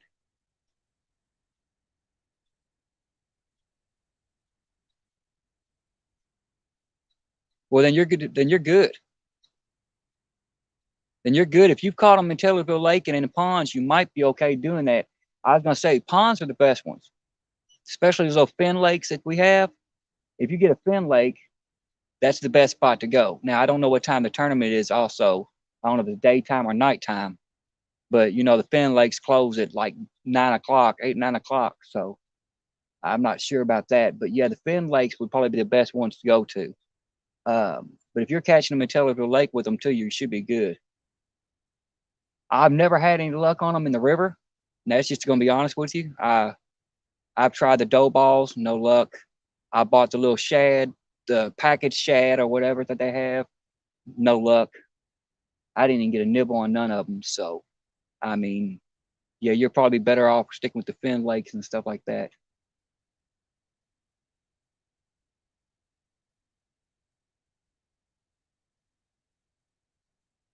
Fiber nuggets, yeah. Yeah, I ain't had none of that stuff off there. I've got this. I've got the dip baits.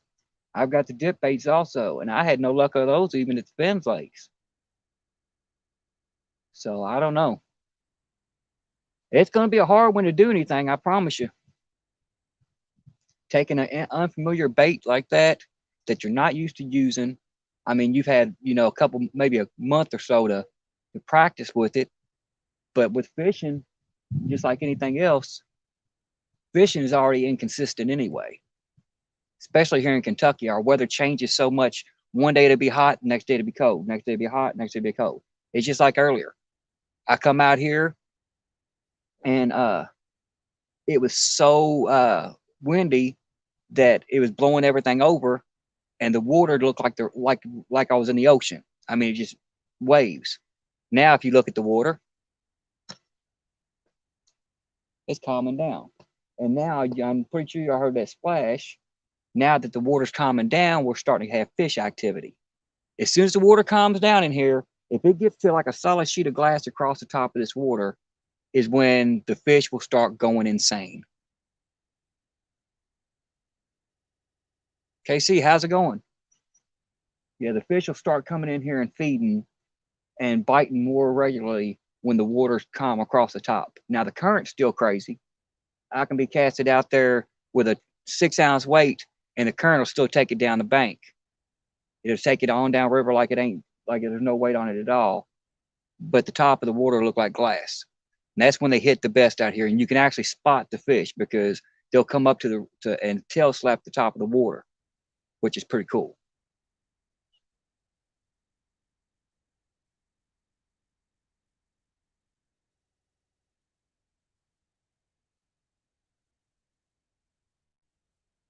Yeah, I had the same problem with some of like I said, a lot of the Walmart baits. I've tried a lot of that stuff, and the reason why I tried it all is because being in the situation I am where bait is kind of hard to get sometimes. Um, I don't like buying my bait. I'm usually out here catching it. I'll go to the creek that I was using in my video to catch bluegill and sunfish and bullheads and stuff. But here lately, they haven't been biting. I went down that creek 3 times and been down there for an hour and a half, 2 hours, and got zero nibbles. So I don't know if it's because the water's too cold and they're moving to a different area in the creek. Not sure, but I haven't had any luck. The skipjack and or skipjack and the white bass have been eluding me. So I'm still using frozen leftovers I've had in the freezer. So,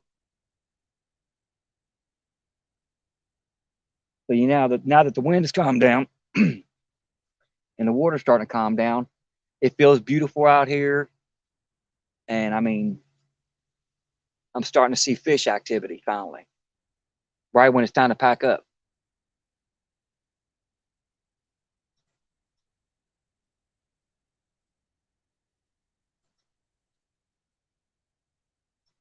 Well, that's good, Alicia. That's good. Use that bait then. If you caught 2 of the 7, then that's good. Because you might be if you can catch one, you might be the only one to catch a bait on that, fish on that. Trust me.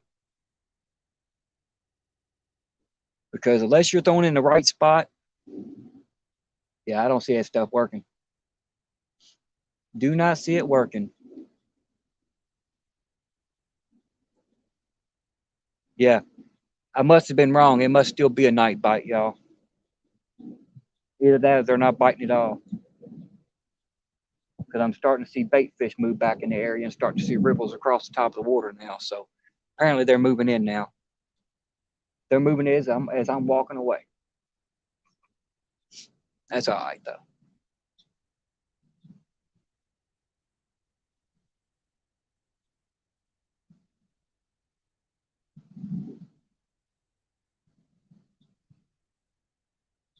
We still got all 3 rods out, and ain't none of them got hit yet. So they must not be biting too good.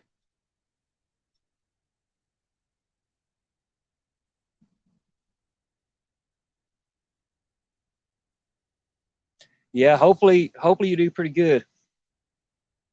I don't know if I'm gonna join any of his master series he's got started or not for next year. I've thought about it, but I've also thought about going a total different direction with my channel. So I'm not sure, because I've watched all those, you know, the challenges and everything else, and I'm to the point where I honestly believe that no luck yet, Steve. No luck. Um, I honestly believe that every body of water is different. Well, I know every body of water is different, but at the same time, I'm thinking there's a dramatic change. And, what I'm used to fishing is, not anywhere close to what anybody else is. And the reason why I say that is because I went into a few live streams and I made comments, and they're like, "No, it don't work. It's not. You're backwards." And I'm like, "No, I'm not backwards. My waters is that way, and then your waters is the other way." So it just leads me to believe that, you know, it is what it is where you fish at. So I'm gonna stick with my own thing, and I've been doing it for 35 years out here on this river. I know what works, or usually I know what works. What don't work, so I'm just gonna come out here and do my thing. Plus, like I said, I've been to a bunch of those tournaments, and it's like I'll come out here on the tournament, I'll catch one or two small fish, maybe a decent sized fish, and somebody will top that one out. Like the 7 to 7, I caught 8 fish that night, two of them being in the 20s. But at the same time, John Oler caught that 36 or 34, whatever he caught. So those 20s didn't matter for anything. Steve, I normally have decent luck. Bugman, how's it going? Uh, yeah, normally I have decent luck at the river. Uh, it just depends on your rig, the time of year, and what bait you're using. The only reason why I come out here to bump today is because the weather's been so cold here. The past few days. I know the fish are, they're on a short bite. They're not trying to hit real hard. They're wanting smaller baits, um, and everything else. And now, since they're not moving that much, by bumping, I'm actually going to bounce it in their face, maybe bounce off their head and get their attention. So, you know,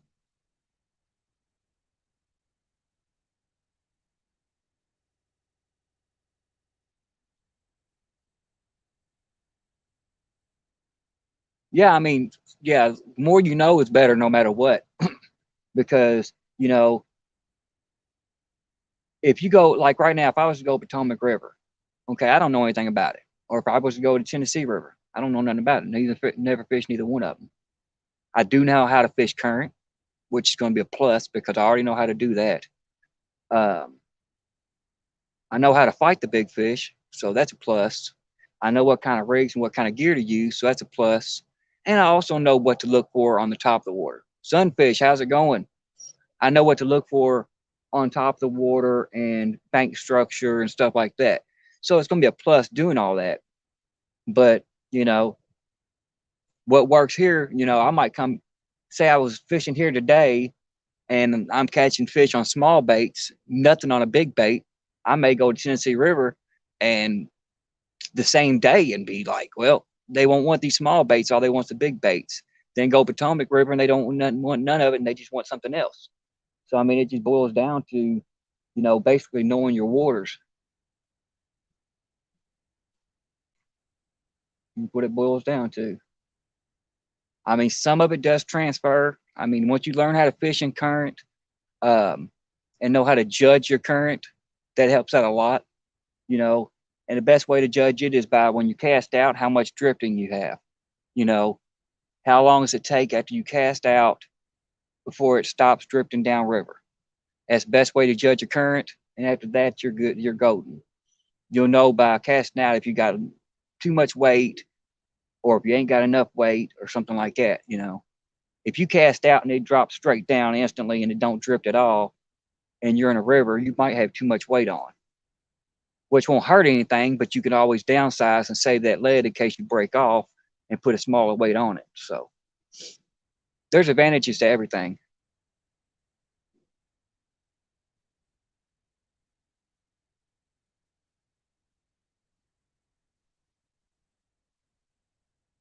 Squirrel is pretty fun. It's pretty fun. Catfishing is fun and relaxing at the same time. As long as you're not doing it for a tournament or anything like we was doing, it's fun. And even during the tournaments, it's fun. As long as you've got the right people in there with the tournament with you, because then they talk smack and we have a good time. But yeah, I mean, it's relaxing. It's better than, I like it more than I do bass fishing and stuff like that. And that, now I've got fish jumping out here right in front of me. Wasn't no fish a minute ago, now they're out here. Like I said, I guess it is going to be a night bite.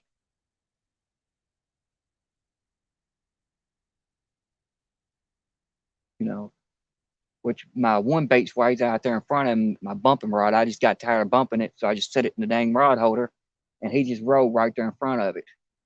So maybe we'll get lucky and he'll grab that bait, and we'll land one in the next 3 minutes before I have to end the stream.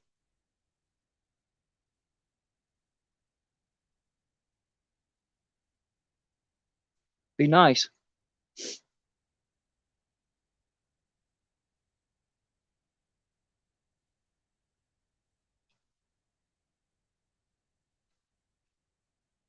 But yeah, now I've got skipjack jumping out here. I've got catfish rolling and moving around out here.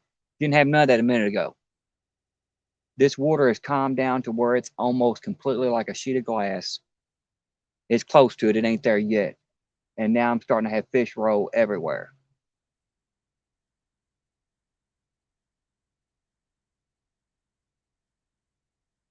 And this is why I should have brought my lights with me, but I didn't want to carry that extra gear down. That was an extra uh, 10, 20 pounds that I couldn't carry.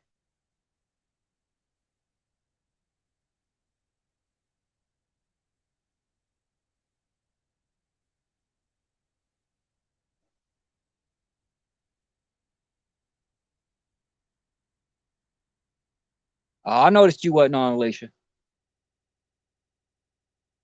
I knew why Dan was taking a break, and I knew why you was taking a break. So yeah, they're both totally two different things. It just so happened to happen about the same time. Catfish Terry, how's it going? No luck, brother. We're getting ready to end this stream. I didn't bring any of my lights out here with me, and I should have, because I was thinking for sure it'd be a day bite by now. And as the sun started setting, I'm starting to have fish break the water. I got bait fish breaking the water now, and I've got bigger fish breaking the water right here in front of me. But I didn't bring my lights thinking it was going to be a day bite. Because if I would have brought those, I'd be able to stay out here and catch some fish probably.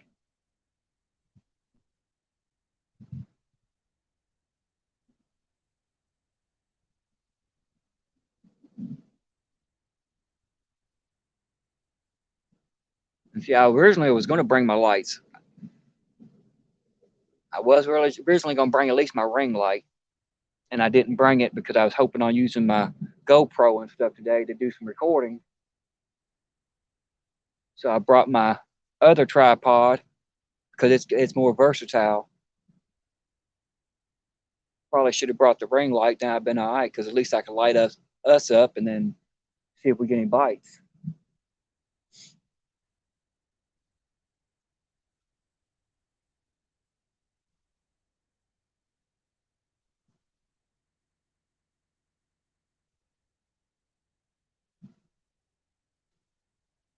Yeah, now I've got fish jumping everywhere out here.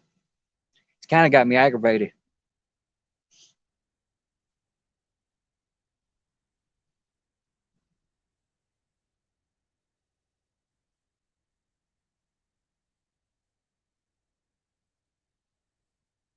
And now I've got a backlash in uh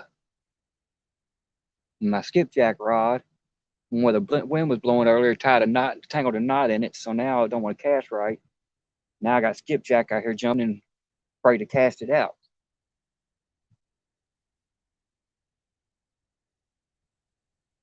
Yeah, fishing lakes and fishing big rivers is a big difference.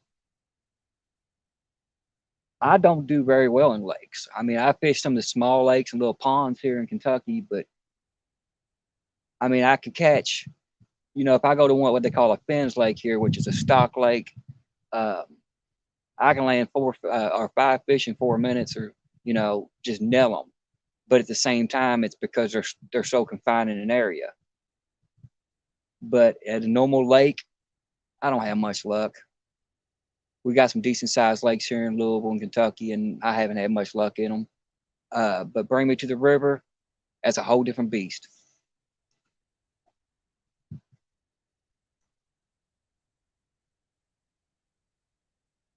I just know more about the river. I've been fishing it for 35 years, so,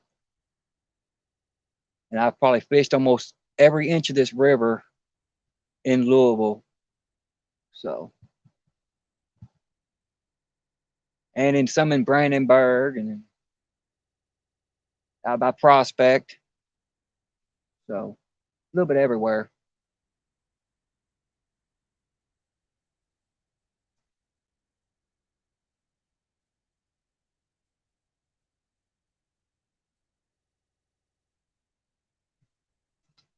Give me a second, y'all. I'm gonna check this big rod because my line is doing something stupid. The wind's not blowing right now, but the line's doing something stupid, and I can't tell if that rod's bending or not. So I'm gonna go up there and see if it is.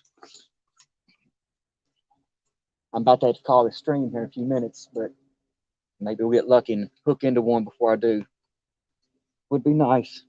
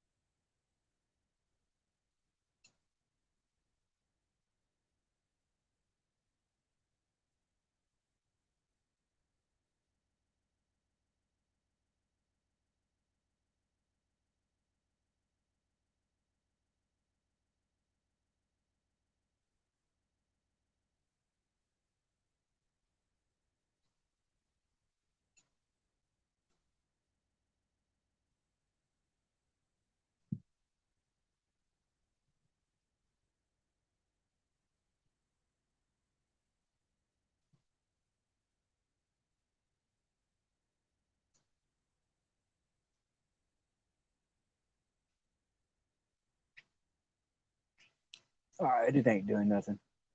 I thought it might have been doing something, but it ain't doing nothing. But y'all, I think I am going to end this stream. It's starting to get pretty dark out here. Y'all ain't going to be able to see me for much longer. I'm going to use what little bit of daylight, what little bit of light I have left to start packing this bait and stuff up and start getting up this hill. Um, I guess I'll catch y'all on the next one. I appreciate everybody being in here and hanging out with me. Sorry we skunked out, but it happens. That's why they call it fishing and not catching. But I think I'm going to go ahead and reel them in and call it a night, man. Or everybody, I don't know what to say, man. Call it a night. Or at least call it a night for now. I might be on here chatting with everybody on YouTube later.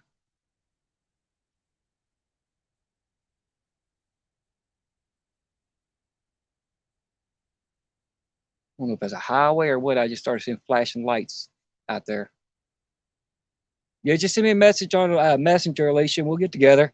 I told you we'll go whenever you feel like going. We'll go, especially if the weather's halfway decent to where we can get out. Because as long as it ain't real hot, my wife can come out. If it's hot, she won't. So, but I'll catch everybody later. We'll do this again, hopefully soon. Later.